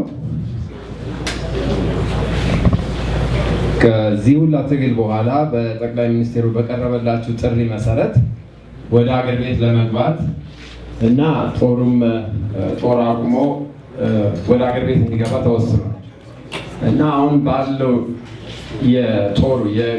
የአርበኞች ግንቦት 7 ወታደሮች ምንድን ነው ለወደፊት ያላቸው ተስፋ? በኢትዮጵያ ወታደር ይጠቃልላሉ ወይስ ሌላ ለእነሱ የተደረገ ወይም የታሰበ ነገር አለው? ሁለተኛ ጥያቄ ደግሞ ጠቅላይ ሚኒስትሩ እናንተ ወደ ሀገር ቤት ስትገቡ ምክንያቱም ህወሓቶች ለእናንተ ሊያርፉ ስለማይችሉ ምን አይነት ተስፋ የተደረገ ወይም ምን አይነት ጥበቃ የተነገረላችሁ ወይም ደግሞ ቃል የተገባላችሁ ነገር አለ? አመሰግናለሁ። አንደኛ ጥያቄ እናመሰግናለን አቶ ጳውሎስ። ሌላ ጥያቄ አቶ አዲሱ። እሺ ቢስሚላህ ተነስተን እዚህ ላይ ነገር ነርቨስ ያደርጋል ክሳቸው። ኤኒዌይ የኔ ጥያቄ ምንድን ነው አክቹዋሊ ተጠይቀውትም ይሆናል ከዚህ በፊት ሁሌም የሚገርመኝ ነገር በዛን ጊዜ በዛ ጨለማ ወቅት እርስዎ እንደዛ ታፍነው በተወሰዱበት ወቅት ለብቻው ጨለማ ባሉበት ጊዜ ተስፋዎት ምን ነበር? የሚቀጥለውን ቀን ለማየት ምን ነበር አይምሮት ላይ የሚያስቡትና የሚቀጥለው ቀን ተንፍሶ ለማድረግ ያበቃዎት? ይህ ጥያቄ ለእርስዎ ብቻ ሳይሆን አክቹዋሊ ሁሉም በነዛ ሲቹዌሽን ላይ ያሉ ሰዎች ሁሌ አይምሮ የሚያስበው ነገር ነው። ሌላው የእንግሊዝ መንግስት እርስዎ እንደ እንግሊዝ ዜጋ አሁን አምሹር መቼም ሚስተር ስሚዝ ቢሆኑ ኖሮ ጦር ይነሳ ነበር። የእርስዎን ኬዝ ግን የሰው ጩኸት ነው እንጂ የኢትዮጵያውያን ጩኸት ነው እንጂ እንግሊዞቹ እንደ አንድ እንግሊዝ ዜጋ አልቆጠሩትም። ያስ ምን አይነት ፊሊንግ አለው ከእርስዎ ላይ ማለት ነው? ሶስተኛው ጥያቄ ሶስት በኋላ ተቆማል። እሺ መጨረሻ ሶስተኛው አሁን ያለን ተስፋ ሁላችንም በደስታ ላይ ያለነው ሁላችንም ወደምንፈልገው ነገር እየሄድን ይመስለናል። የኢትዮጵያ 99% በዛ ደረጃ ላይ ያለ ነው።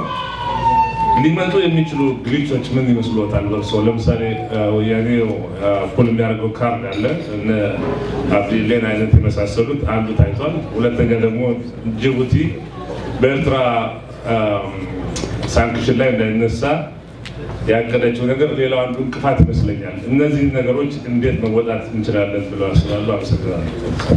አመሰግናለሁ።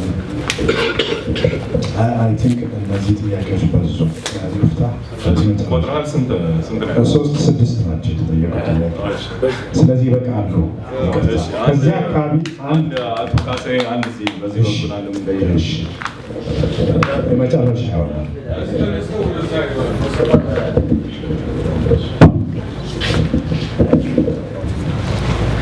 በቅድሚያ ይሄን እድል ስላገኘው በተለይ የምንወደው ወንድማችን የኢትዮጵያ ቁርጥ ልጅ አንዳርጋቸው ጽጌ በእንደዚህ አይነት በማዕከላችን ተገኝቶ ሁላችንንም በልቡ ያለውን የተሰማውን ላደረገልን ገለጻም ሆነ ለነገረን ምስክርነት በውስጤ ያለውንና የሆነውን እውነተኛ የአንዲት ኢትዮጵያዊት ሴት እህቴ የምላት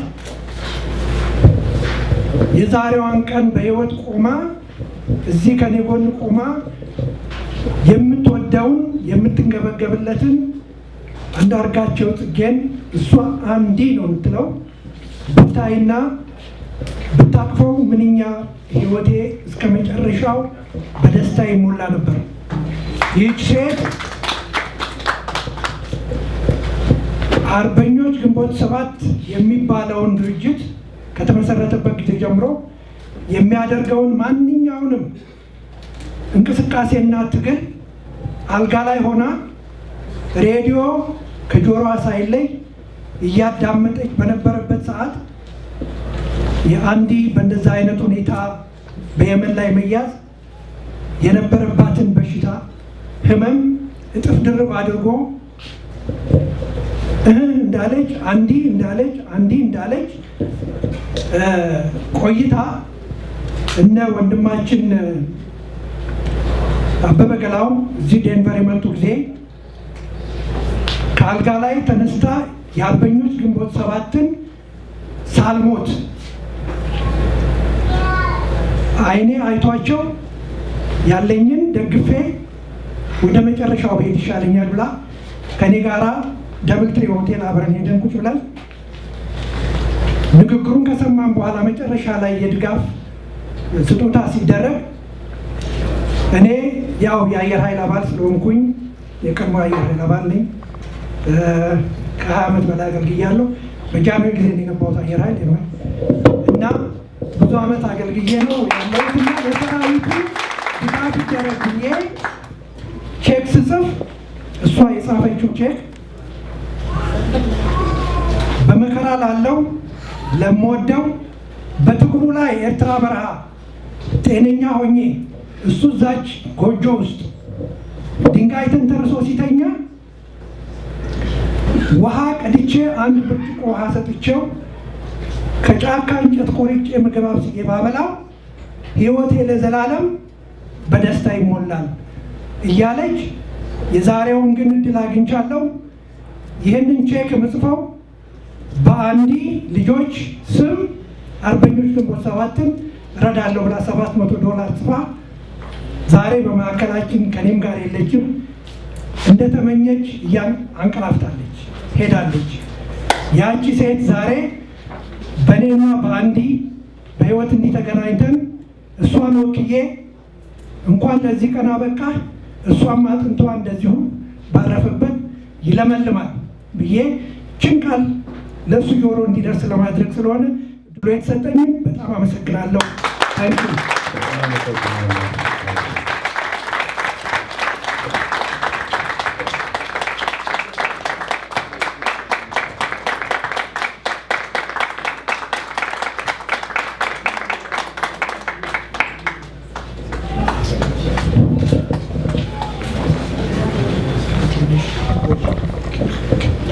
እሺ በቃ የመጨረሻ 3 ጥያቄ እዚህ ያለ እሺ ላቅርብልህ ወንድማችን ሙስጠፋና ሙሉጌታ እሺ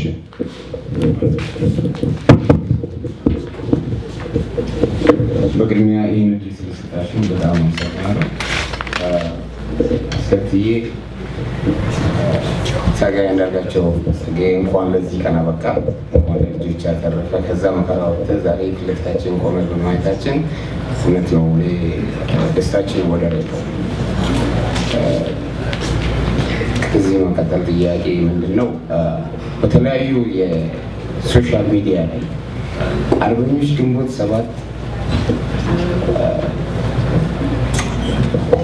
ለአማራው ጠላት እንደሆነ ተደርጎ የሚናፈሱት የተለያዩ ዜናዎች አሉ። ይሄ ነገር የወደፊት የአርበኞች ግንቦት 7 ትግል አፌክት አያደርገውም ወይ? አርበኞች ግንቦት 7 ስለምንድን ነው መልስ መስጠት ያልፈለገው በዚህ ጉዳይ ላይ? የተለያዩ አክቲቪስቶች የሚጽፉት በአጋጣሚ ሆኖ እኔም የምቀርባቸውና የማውቃቸው ጓደኞቼ በእንደዚህ አይነት ተራ ወሬ ብሬን ዎሽ ሆነው ለአርበኞች ግንቦት 7 ያላቸው አመለካከት የተቀየረ በዚሁ ልክ ሌላም ሰው ሊቀየር ይችላል እና ወደፊት አፌክት አያደርጉም ወይ እንደዚህ አይነት ኢንፎርሜሽን? የአርበኞች ግንቦት 7 ቤት ቦታ ላይ ነው የአማራውን ሕዝብ የጎዳው እንደ ጠላትስ የተፈረጀው? ለዚህ ለምን መልስ አልሰጣችሁ? ይሄ ነው ጥያቄ። ቴንኪዩ፣ አመሰግናለሁ።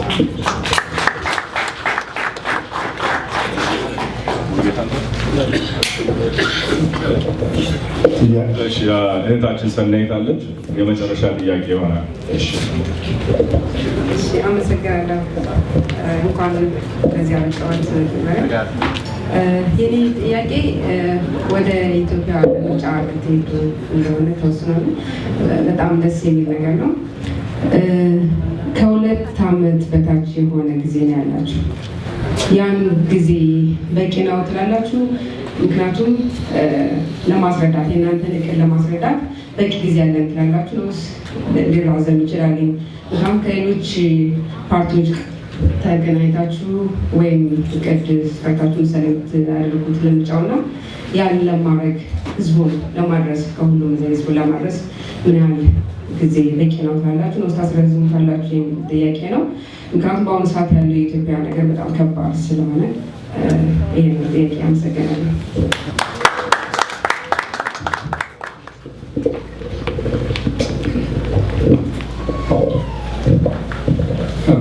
ወደ መልሶቹ ልሄድ። የመጀመሪያው ጥያቄ እናንተ ወደ አገር ቤት እንገባለን ብላችኋል። በተለይ ወታደሮቹ ተስፋ ምንድን ነው ነው የሚለው። አሁንም ኤርትራ በረሃ ውስጥ ያሉ ታጋዮች አሉ። እንደገና ደግሞ በሀገር ውስጥ ብዙ ቦታዎች ላይ የተበተኑ ስቲል መሳሪያቸውን ይዘው የተቀመጡ ሌሎች ታጋዮችም አሉ። እነዚህ ሁሉም በአንድ ላይ ከወታደራዊ ህይወት ወደ ሰላማዊ ህይወት የሚዛወሩበትን ፕሮጀክት ነድፈናል። ዲሞቢላይዝ መደረግ አለባቸው ብለናል። እነሱም ይህንን እየጠበቁ ነው ያለው። ኤርትራ በሄድኩ ጊዜም እዛ በረሃ ካሉት ጋር ወርጄ በዝርዝር ተነጋግረናል፣ ተግባብተናል። ወደ ወታደር መመለስ የሚፈልጉ የሉም። እጃችሁን አውጡ ብዬ ጠይቄያቸው ነበር። ወደ ኢትዮጵያ መከላከያ መመለስን ወይ ደግሞ መሆን አባል መሆን የምትፈልጉ ብዬ እዛ ተሰብስበው ከነበሩት ወደ ኒርሊ 400 ገደማ የሚሆኑ ታጋዮች መሀል 20 ሰውም እጁን አላወጣም። ሁሉም ወደ ተለያዩ ነገሮች መሄድ ነው የሚፈልገው። በዛ አኳያ የሚሰጠው ድጋፍና እርዳታን በተመለከተ ነው ጥያቄ የቀረበው። ያንን ለማሟላት ስነ ስርዓት ባለው መንገድ ዲሞቢላይዜሽን የሚባለው ፕሮግራም መጀመር አለበት። በመንግስትም በኩል በአብዛኛው እነዚህ ታጋዮች ከአማራ ክልል በተለይ ከጎንደር ነው የመጡት ያለው እና የአማራ ክልልም ተጨምሮበት በተለይ ደግሞ ዓለም አቀፍ ድርጅቶች እና መንግስታት የታከሉበት ሰፊ የዲሞቢላይዜሽን ፕሮግራም ይኖራል እና ካፊ ድጋፍ ያገኛሉ ብለን ነው የምናስበው። በዛ መንገድ ችግሩ ይፈታል በሚል እየሰራን ነው። ኃላፊነቱ የዚህ ስራ የኔ ነው እና እነሱ አንድ ነገር እስከሚሆኑ ድረስ ቃል ገብቻለሁ ለነሱ ያለው ጠዋትና ማታ መደረግ ያለበትን በሙሉ አደርጋለሁ ብዬ ያንን ደግሞ ሳላደርግ አላረፈም እና በዚህ መንገድ እየሄድንበት ነው። ምን አይነት ከደህንነት ጋር የተያዘ ጥበቃ ስትገቡ ምን አይነት ነገር ይደረጋል ነው። በመንግስት በኩል ተነጋግረናል። ከሴኩሪቲ ጋር የተያዙ ችግሮችን እነሱ የቻሉትን ያህል ጥበቃ ሊያደርጉ እንደሚችሉ ነግረውናል። የተለያዩ አስተያየቶችና ምክሮችን ከነ ዶክተር አብይ ጋር ተነጋግረናል ምን ማድረግ እንደሚገባ። ግን እነሱ አቅማቸው የፈቀደውን ያህል ግን የራሳቸው ስራ እንደሚሰሩ መግባባት ላይ ደርሰናል። ሁላችሁም እንደምትጨነቁት ከእናንተ በላይ በጉዳይ ሲሪየስሊ ነው የምንወስደው። ስለዚህ ማስታወሳችሁ ትክክል ነው። ነገር ግን መደረግ ያለበትን ነው። ሪስክ እንደሆነ የማይቀር ነገር ነው። ግን ሪስኩን ዝም ብሎ በክፍት አድርጎ በቀላሉ እንዲሆን ማድረግ የለብንም። ሪስክ ማሳነስ የተሻለውን ያህል ማድረግ አለብን። ዜሮ ሪስክ ላይ ልንመጣ አንችልም። የሆነ ነገር ከተፈጸመ ዝም ብሎ በእኛን ህዝላልነት እና በጥንቃቄ ባለማድረግ መሰራት የሚገባውን ባለማድረግ የተፈጸመ እንዳይሆን ብቻ ማድረግ ያለብን። ያንን እስካደረግን ድረስ ሌላውን መቆጣጠር አይቻልም። ስለዚህ በዛ መንገድ የተሰጠ ምላሽም አለ ማለት ነው በዶክተር አብይ በኩል። ሌላው ጥያቄ እዛ በጨለማ ወቅት በነበርክበት ሰዓት ላይ ተስፋ ምንድን ነው ለሚለው በጣም አስቸጋሪ ሁኔታ ነው የነበረው። እንደምታውቁት ከሁሉም መረጃ ምንም አይነት እንቅስቃሴ እንደሚደረግ እንዳልሰማ ዘግተው ነው። ኢቭን የራሳቸው ሚዲያ እንኳን ሌላው እስረኛ የሚሰማው እንዳላይ አድርገው ነው እዛ ያስቀመጡኝ ያለው። ምክንያቱም በመስመሮቹ መካከል የሚያነባው ነገር ሊኖር ይችላል በሚል ፍራቻ ነው። አባቴንም ከፍተኛ ማስጠንቀቂያ ነው የሰጡት ያለው። በሳምንት አንድ ቀን ይመጣል፣ 30 ደቂቃ ተፈቅዶለታል። 1 ደቂቃ ከተነጋገርን በኋላ ምንም ነገር ብትነግረው መጠየቁን እናስቆማለን በሚል ማስጠንቀቂያ ነው የሚመጣውና ከ30 ደቂቃ ውስጥ 1 ደቂቃ ነው የምንነጋገረው። ደህና ናቸው ይላል። በቃ አለቀ፣ ቁጭ እንላለን እና በዛ አይነት መንገድ ነበረ የነበረው እና ከራሴ ጋር የተያያዘ ነገር ተስፋ ያለው ነገር ይኖራል ብዬ አላሰብኩም ያለው ነገር ግን እነሱ ግን እንደዛ አድርገው ለዘላለም እንደማይኖሩ ሁሌም ማወቅ ነበር ያለው የጊዜ ጉዳይ እንደሆነ።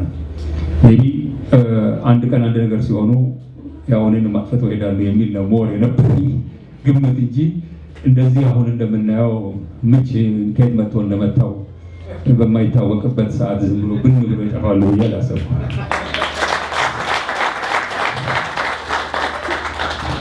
ቅድም ከእንግሊዝ መንግስት ጋር ተያይዞ የቀረበው ነገር ኢንፋክት አፍሪካ ዴስክ ኃላፊው ሊጠይቀኝ እስር ቤት በመጣ ጊዜ አንስቼለታለሁ።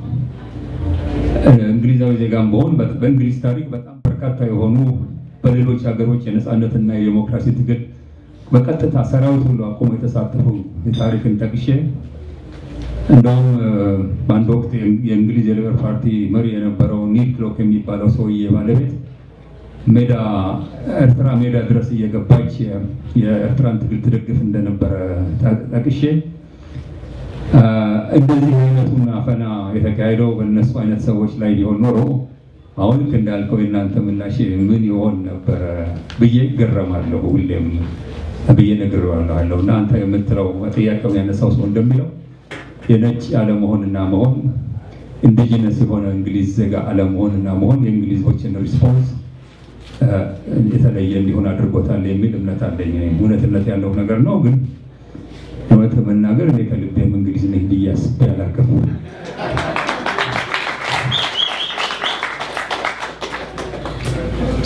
ሌላው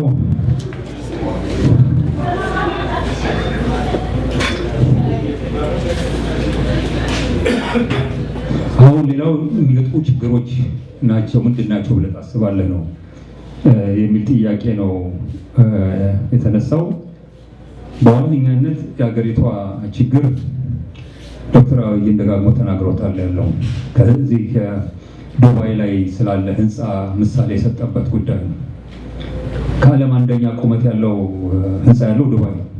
ከሱ የሚበልጥ ደግሞ ልንሰራ ነው ብለው እየቆፈሩ ነው ብሏል ያለው። ቤዝመንቱን እየሰሩ ነው። ወደ ላይ ምንም ከፍ ያለ ነገር የለም። ቤዝመንቱ ግን 250 ሜትር ነው የተቆፈረው ነው ያለው ወደታች። እና በኢትዮጵያ ውስጥ የዘር ፖለቲካ ያንን ያህል ወደታች በጥልቀት ተቆፍረዋል።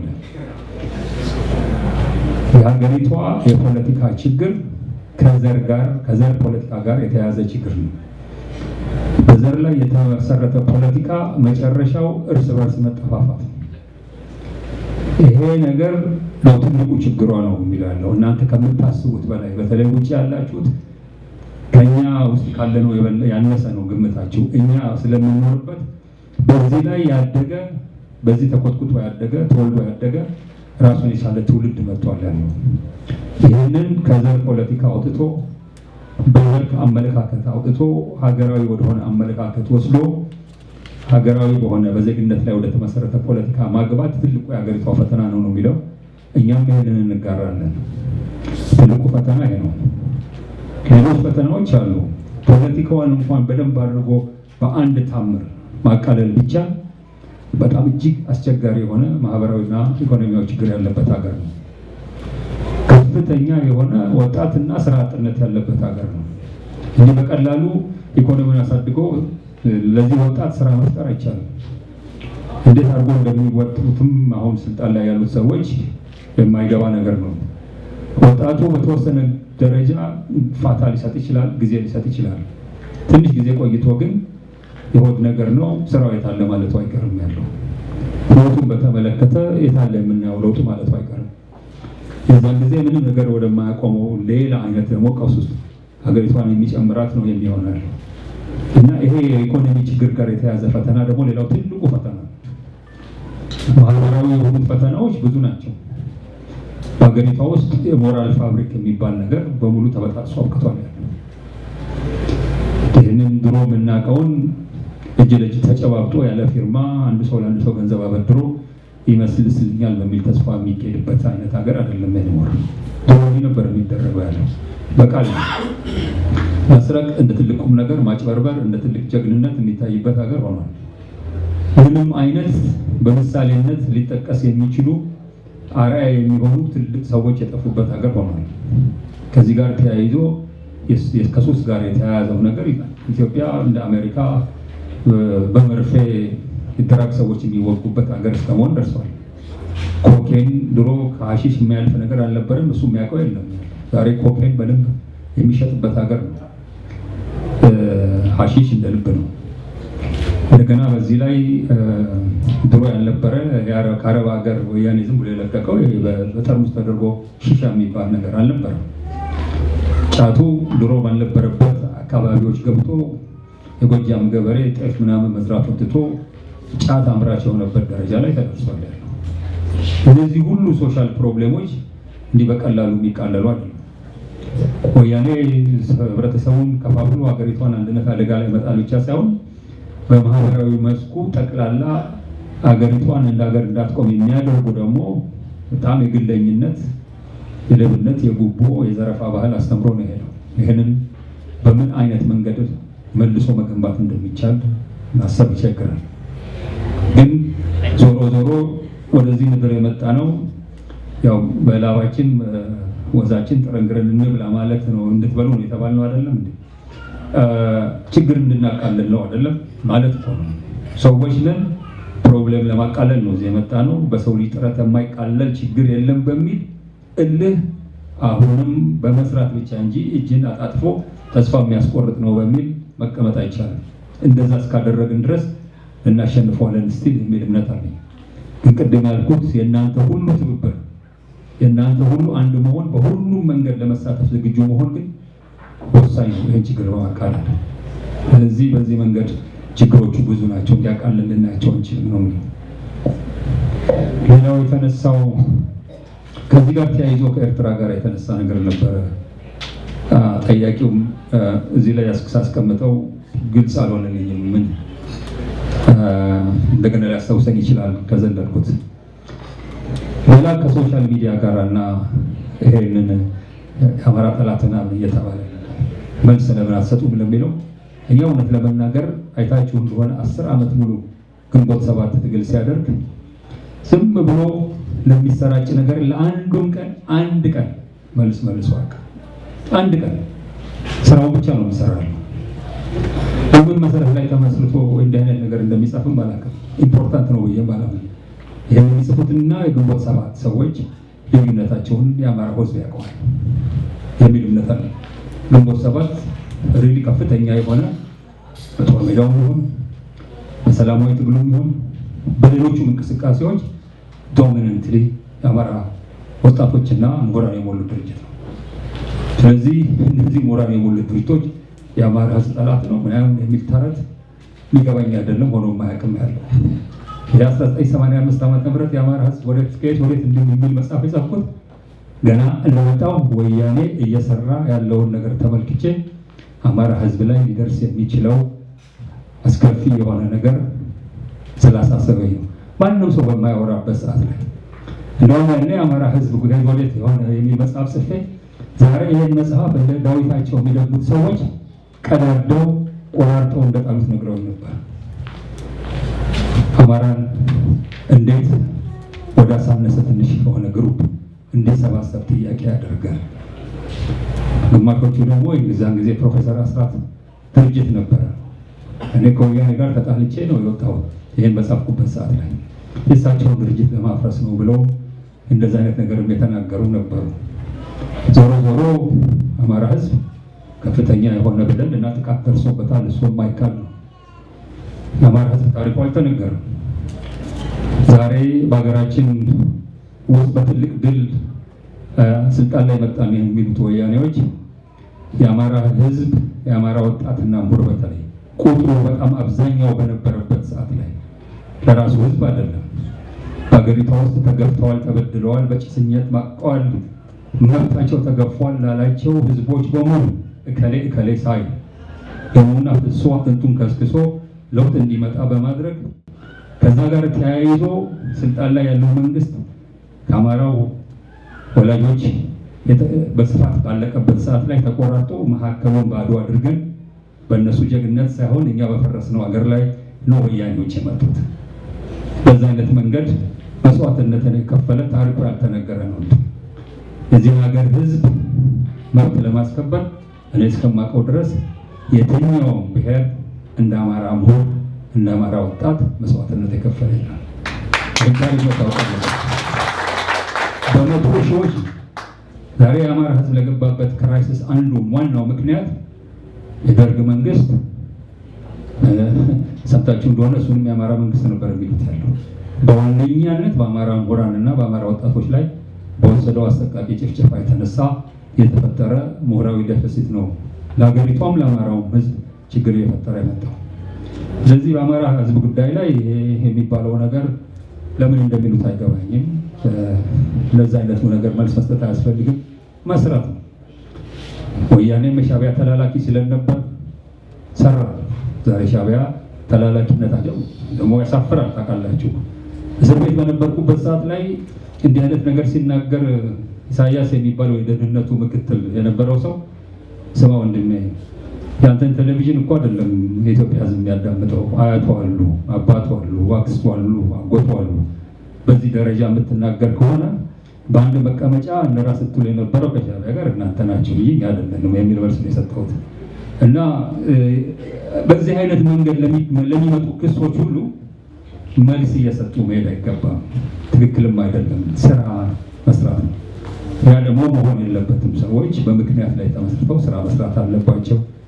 እኔ አስቸጋሪ ነገር ነው ብዬ አላምንም። ያለው እኔ ሁሌም የምተማመነው ጥቂቶች ቮካል በሆኑት ሰዎች ሳይሆን ነገሮችን መዝኖ ግራና ቀኙን አገላብጦ የመወሰን አቅም ህዝብ አለው ብዬ ነው ሁሌም የምሰራው እንጂ በተወሰነ ቦታ ላይ ያለ ቮካል የሆነ ግሩፕ ይቃወመኛል አይቃወመኝም የሚል ነገር አይደለም። ስራ መሰራትም ያለበት እንደዛ ነው ብዬ ነው ማምነው። ወደ ምርጫ ለመሄድ የተነሳው ጥያቄ 2 ዓመት የቀረው 2 ዓመት አይደለም 1 ዓመት ከ7 ወር ነው እንደዚህ የቀረው ሆንማ ከ6ም ሳይሆን አይቀርም። ጊዜው አጭር ነው።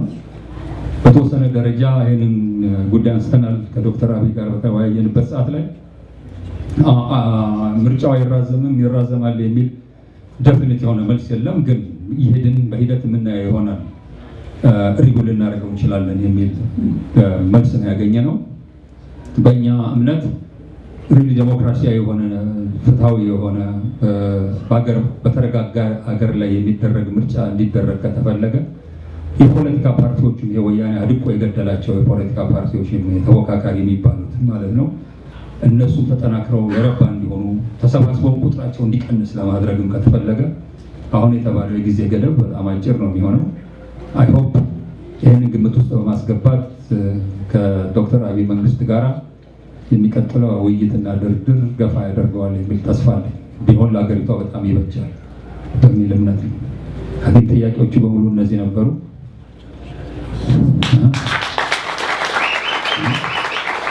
ኦኬ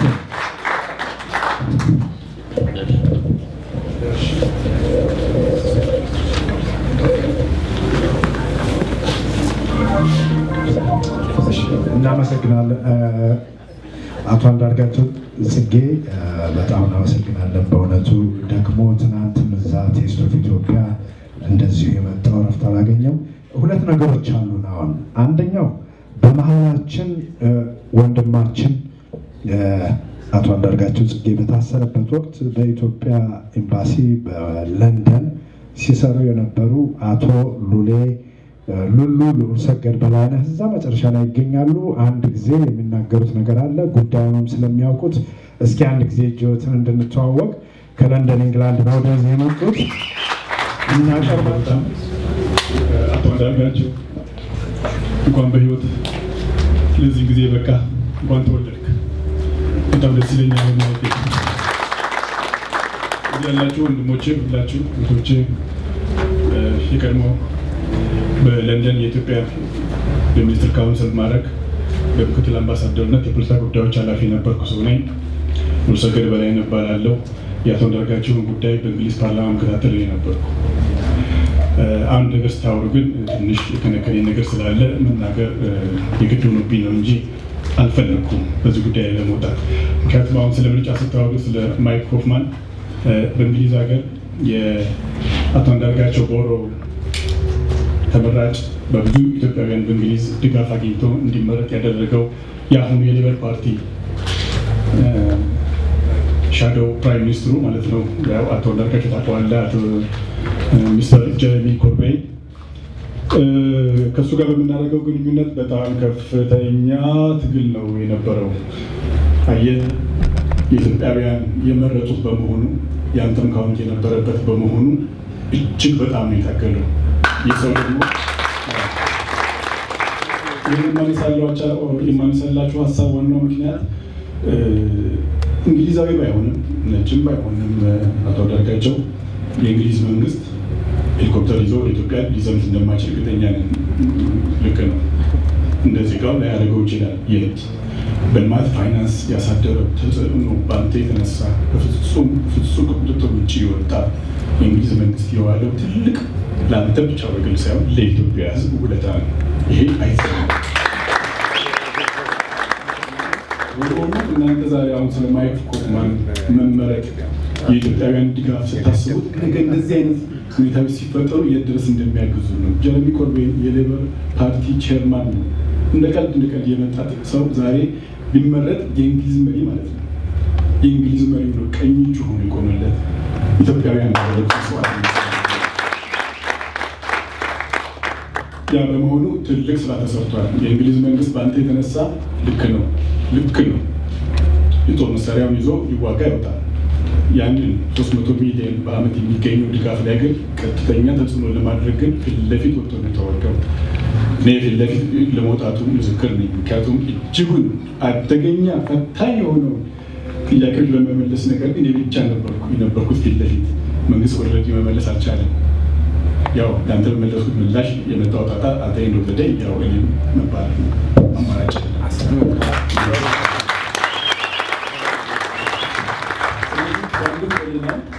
አቶ አንዳርጋቸው ያንተ የመፈታት በእንግሊዛውያን ትልቅ ቦታ ያለው ነው። ሁላችሁ ማለት ትርሱት። ይሄን የእንግሊዝ መንግስት ወዳጃችን ነው። ይህንን በማወቅ እንጓዝ። ብዙ ዲፕሎማቶች የታገሉለት ነው። በአደባባይ ፊት ለፊት ወጥቶ የወጣ ነገር ላይኖር ይችላል። ችግር የለም። ይሄ በማለት ወደ አንድ ጥያቄ ልመጣ ነው። አቶ አንዳርጋቸው ዞሮ ዞሮ አሁን ከዶክተር አብይ ጋር ያደረጋችሁት ውይይት በጣም ጥሩና ገንቢ ነው። እግዚአብሔር ይስጣችሁ። ጥሩ ማስተዋል አድርጋችኋል። የእናንተ ፓርቲ ይሄ ግንባር ጥሩ እንቅስቃሴ የሚያደርግ ነው። በመጀመሪያ ወደ ኤርትራ ምድር ስትገቡ አስቀድሞ በኤርትራ ምድር የነበረው አመለካከትን በመጣስ በዛ በኩል የኢትዮጵያን ቅጥር ወዲያ ድረስ ከመውሰድ አንጻር አይነተኛ አስተዋጽኦ አድርጋችኋል። ይህ በታሪክ የሚጻፍ አንድ አንጸባራቂ ድል ነው። ይህንን ወደፊት መታየት ይሆናል ምን ማለት እንደሆነ። አሁንም በቀጣይ በኢትዮጵያ ውስጥ በሚመጣው አዲስ የመንግስት አስተዳደር የለውጥ ሂደቱን በማስከተል ረገድ በተለይም የህገ መንግስታዊ ማሻሻያ ድንጋጌዎች ላይ ይሄ ፓርቲ የሚጫወተው ሚና ቀላል አይደለም፣ ከማንም በተለየ። ምክንያቱም ኤርትራ የገባችሁበት ያ ራሽናሌ አሁን ይፈለጋል። እሱ ነው ቁም ነገሩ፣ እጅግ በጣም ገዢ ነው። ከዛ አንጻር ምን አይነቱ በ17 ዓመት ነው ውጭ ጉዳይ መስሪያ ቤት የሰራሁት። ቀላል አይደለም። ህይወቴን የጨረስኩበት። አሁን በዚህ ደረጃ መገፋቴ ትርጉም የለውም፣ ችግርም የለውም። ግን አሁንም ኮንትሪቢዩት ለእናንተ የማደርገው በተለይ ወደ ፓርቲ የሚገቡ ከሆነ የማቀርበው ሀሳብ አለኝ። እዚህ በሚኖሩ የድርጅቱ ኃይሎች ምናልባት ከእነሱ ጋር ዲስከስ እናደርጋለን። አንተ እዚህ ብትቆይ ቢሆን ኖሮ ለእኔ በጣም ጥሩ ነበር። ይህንን ልነግር እፈልጋለሁ። አሁን በሚመጣው አዲስ ነገር ውስጥ ግን በለውጥ ሂደቱ አቶ አንዳርጋቸው የእናንተ ግንባር አሁን ያለውን የተመሰቃቀል የኢትዮጵያ የፖለቲካ እንደገና የኢኮኖሚያዊ እንዲሁም ደግሞ የሶሻል ፋብሪኩን አደገኛ ሁኔታ ውስጥ ነው ያለው። ልክ ነው፣ አውቀዋለሁ የድረስ ችግር እንዳለብን።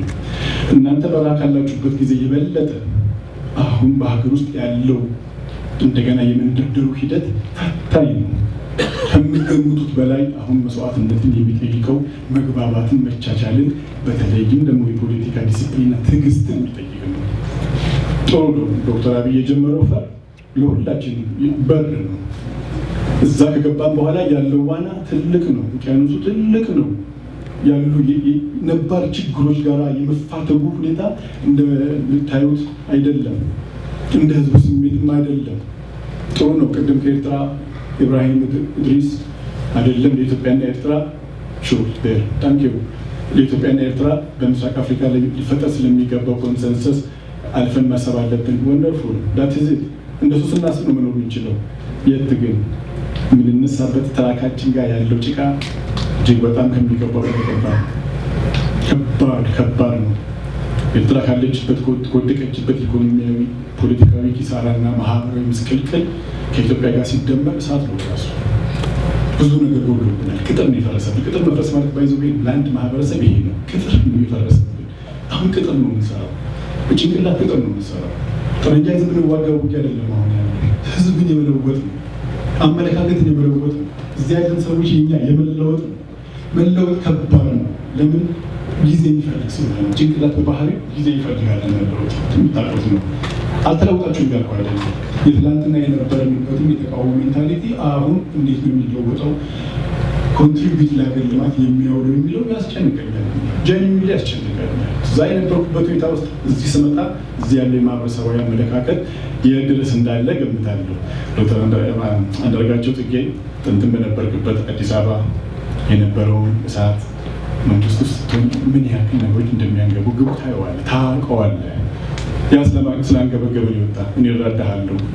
ነገሮችን ቀርባችሁ እንደምታዩትና ርቃችሁ እንደምታዩት አንድ አይደለም። በጣም ነገሮች ይለያያሉ። እጅግ ፈታኝ። ኢትዮጵያ ትልቅ ሀገር ነው። እናንተ ከምትገምቱት በላይ ትልቅ ናቸው። ሌሎች እናንተን የሚያውቁበትና እኛን የሚያውቁበትና እኛ ራሳችን የምናውቅበት እጅግ በጣም የተራራቀ ነው። ጠላቶቻችን ድል ያገኙት ይህንን አመለካከት ለራሳችን ላይ ጭረን ራሳችንን ጉጠን ራሳችንን እንድናፈነዳ በማድረጋቸው ነው። ተሳትቶላቸዋል። ባንጠፋም ወድቀናል። ከወደቅንበት ግን መነሳት ይቻላል። ችግር የለም። ስለዚህ አሁን ባለው ይሄ ውስብስብ ችግር ውስጥ አቶ አንዳርጋቸው የምጠይቅህ እኔ ጀኒውሊ ለልቤም ኮንሰርን የሆነኝ አሁን መቼም መነጋገር ካለብን አንድ ነገር መቼም መጠቆም ፈልጋለሁ እና የእናንተ ወታደራዊ ክንፍ ትግሉን ለተወሰነ ጊዜ ማቆሙን ገልጻችኋል፣ ሰምቻለሁ። እኔም ጥሩ ነው። ነገር ግን በኢትዮጵያ መንግስት በኩል ያለው ይሁንታ የሚዛን ክፍተት አይፈጥርም ወይ? ከኤርትራ ጋር በተፈጠረው መልካም ግንኙነት የሚጠበቅም ነው። ወቅቱ ነበር መቼ ነው የሚለው ባልተጠበቀ ሰዓት ላይ ፍጹም የሆነ መልካም ነገር ሆኖ ሁላችን ደስ ብሎናል። ባልተጠበቀ ጊዜ የኢትዮጵያ ኦርቶዶክስ ተዋሕዶ ቤተክርስቲያን ሉዓላዊነት በሚገርም ሁኔታ በምድሪቱ ላይ አዲስ ታሪክ ሰርቶ ሁላችንን ይሄው ያስደመመ እስከዛሬ ድረስ ገና ከደስታው ያልወጣንበት ነው መሆን የሚገባው ነው። ምንም ጥርጥር የለውም። ሶስተኛው እና አደገኛው ያልተጠበቀው ባልተጠበቀ ወቅትም ተጀምሮ አሁንም ግን በእንጥልጥል ላይ ያለው የዚህ በጎንደር እና በሰሜን ወሎ የመሬት ጥያቄ ጋር አሁን ይሄው እንኳን ይህን 3 ሳምንት እየወደቁ ያሉ ገበሬዎች እና በሰሜን ወሎ በኩል ያሉ ፍትጊያዎች እጅግ በጣም ደስ የሚሉ አይደለም። እናንተ ባትወጡ እኔ ስትወጡ መቆየታችሁ ምናልባት ባላንሱን ለመስራት ጥሩ ነው። ከኤርትራ አንጻር ኤርትራን ነፃ ለማድረግ ምድሪቱን እናንተ ገደል ማለት መልካም ነው። እናንተ ሄዳችሁበትም የምታውቁት እናንተ ናችሁ። ምን ያክል ይሁንታ ያገኛችሁት ይሁንታ የኢትዮጵያን ሰራዊት የመደገፍ ያክል አይሆንም ነበር ወይ? የወልቃይት ጠገዴ ገበሬ እየወደቀ ነው። ማን ቢያንስ ባላንስ ይስራለት? እዛ ጋር አንድ ኃይል ተቀምጧል። ትግራይ አካባቢ ያለ ሰራዊት ኃይል አለ፣ አስተላለፍ አለ፣ መረበሽ አለ። የትግራይ ህዝብ የት ጋር እንዳለ ለማወቅ አስቸጋሪ ሁኔታዎች አሉ። ነፃ መውጣት ይፈልጋል። ከማን ነፃ ለማውጣት ማን ነው የሚያወጣው የሚለው ትግል ባለበት ሁኔታ እነዚህ ሁለት ቦታዎች ላይ በአማራ ክልል እየፈሰሰ ያለ ደም ሌላ ታሪክ እንዳያስመዘግበን አጉል በር እንዳይከፍትብን በዛ በኩል ያለውን በረዳለ ስንል ሶማሌ እየሮጠ ይወርዳል። ይህንን የኢትዮጵያ ሰራዊት በኢትዮጵያ መንግስት በኩል ወጦ መያዝ የማይችልበት ሁኔታዎች ግልጽ የሆኑ ችግሮች አሉ። እናውቃለን። እንደምንረዳው አሁን የሴኩሪቲ አስተላለፍ ሙሉ ለሙሉ በመንግስት ቁጥጥር ስር እስኪገባ ድረስ ያለ ጊዜ ፈታኝ ነው። እናንተ አታግዙም ነበር በዛ በመሆኑ ምናልባትም አልቸኮላችሁም ወይ? ብትቆዩ ትንሽ ቢያንስ ቫልዩ አድ አታደርጉም ወይ? ለማረጋጋት ለማስፈራራትም ቢሆን ገበሬዎች እየወደቁብን ስላለ ነው። ይሄንን ከዛ አንጻር የሄዳችሁበት መንገድ በአስተያየት ነው። ባትመልስልኝ ችግር የለብኝም። ባይዘው ወይ ምክንያቱም ጥያቄ ምናልባት የደህንነት እንትን የሚያጨር ከሆነ ልትወት ትችላለህ። ችግር የለም። ስለቀረብኩ ግን መናገር ሳልቶ ብናገር አንድ የራሱ ጥቅም አለው። ምክንያቱም በሚዲያ መተላለፉ የሚያስተላልፈው መልዕክት ስላለ ነው። አመሰግናለሁ።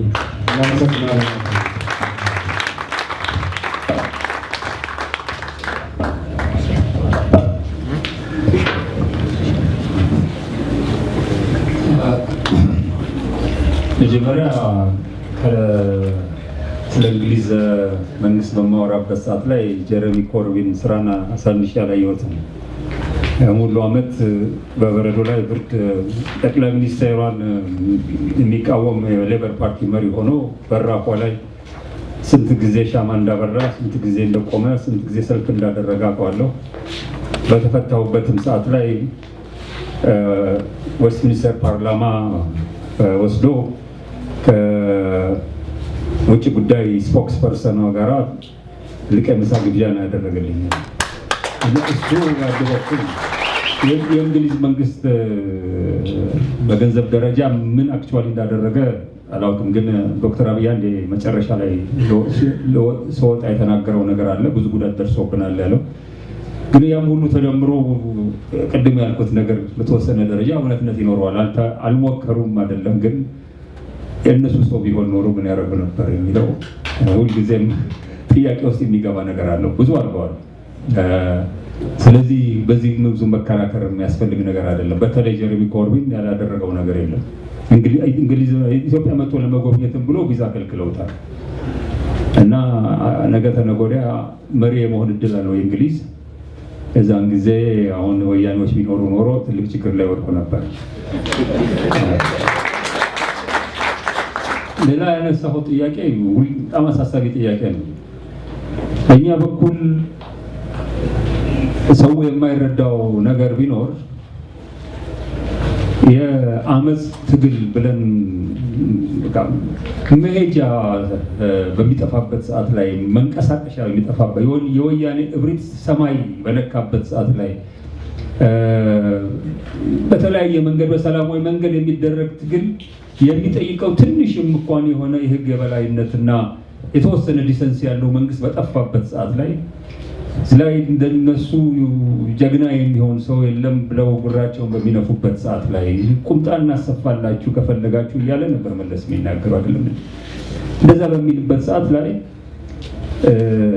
መሄጃ በማጣት ሪሊ እንደዚህ መብታችንን ነፃነታችንን ተቀምጠን ለነዚህ ሰዎች አጎንብሰን ለዘላለም እንኖራለን ወይ?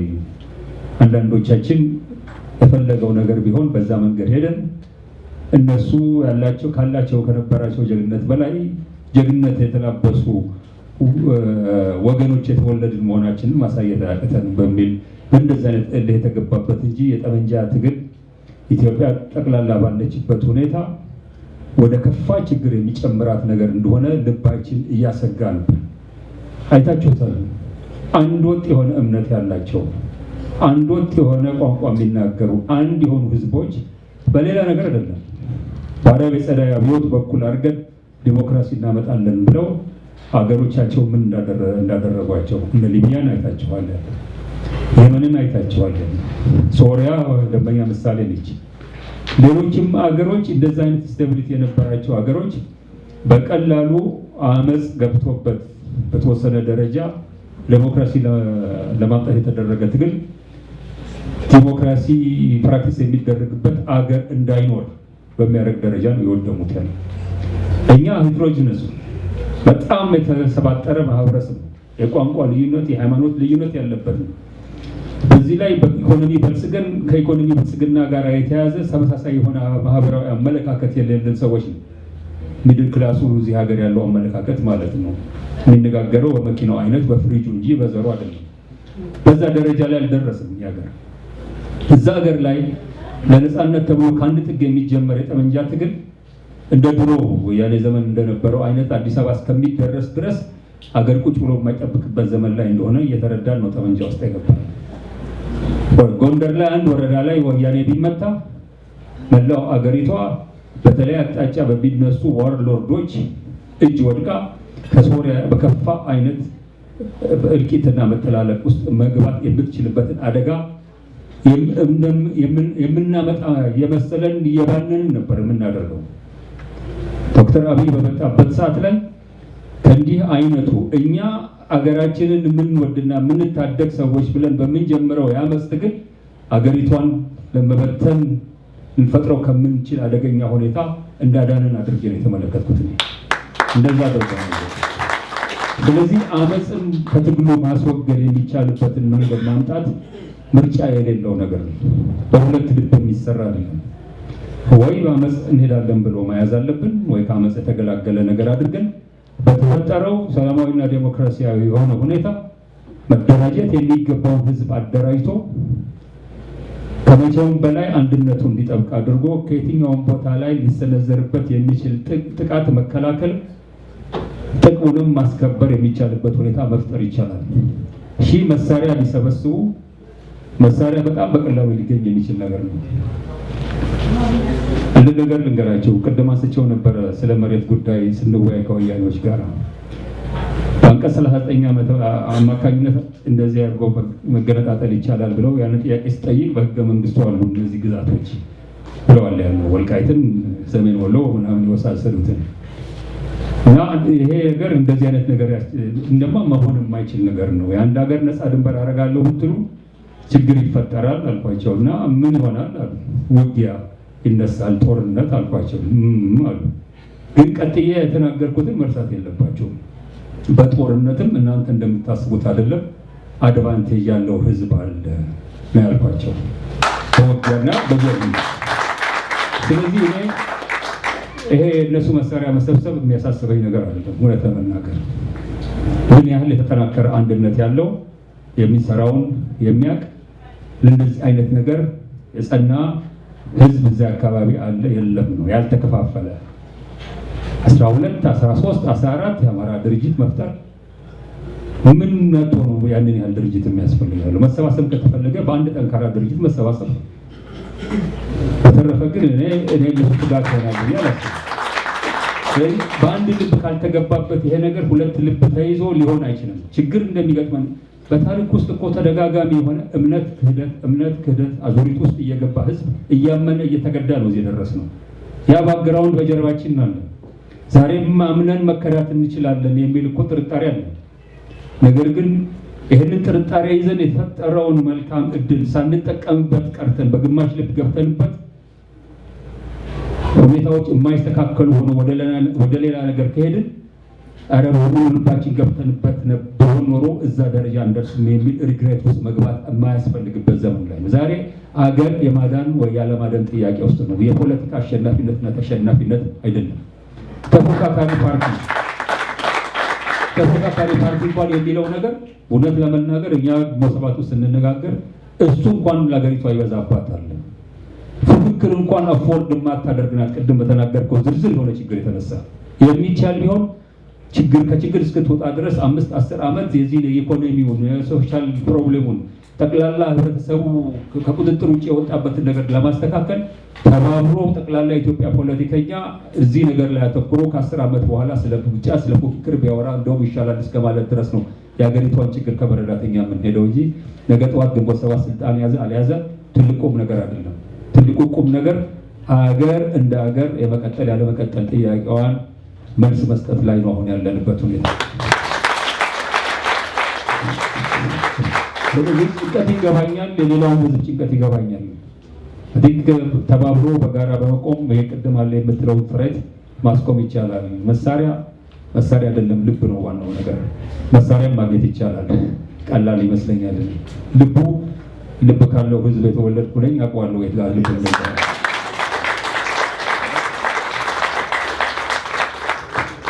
እናመሰግናለን። እንግዲህ ይህን የእናንተ የሆነውን ጥሪ አቅብራችሁ ስለመጣችሁ እዚህ ይህን ዝግጅት ደግሞ ያዘጋጃችሁት ወገኖች ወንድማችንን ለነፃነት ለፍትህ ሲታገል ለ4 ዓመት በጨለማ በእስር ሆኖ በሰቆቃ ከቤተሰቡ ከልጆቹ ተለይቶ እግዚአብሔር ደግሞ ለዚህ እንድንተያይ ፈቅዶ በመሀላችን ስለተገኘ ሁላችሁንም አከብራለሁ። እግዚአብሔር ይስጥልን ስለመጣችሁ ላደረጋችሁት። እግዚአብሔር ኢትዮጵያ ለዘላለም ትኑር። ሰንደቅ ዓላማችን እድሜ ልክ ከፍ ብላ ትኑር። ፎቶ መነሳት ትችላላችሁ። ለሁላችን እናንተችን አንድ ላይ ስለወጣገር ስለ ሀገራችን መቀጠል ፎቶ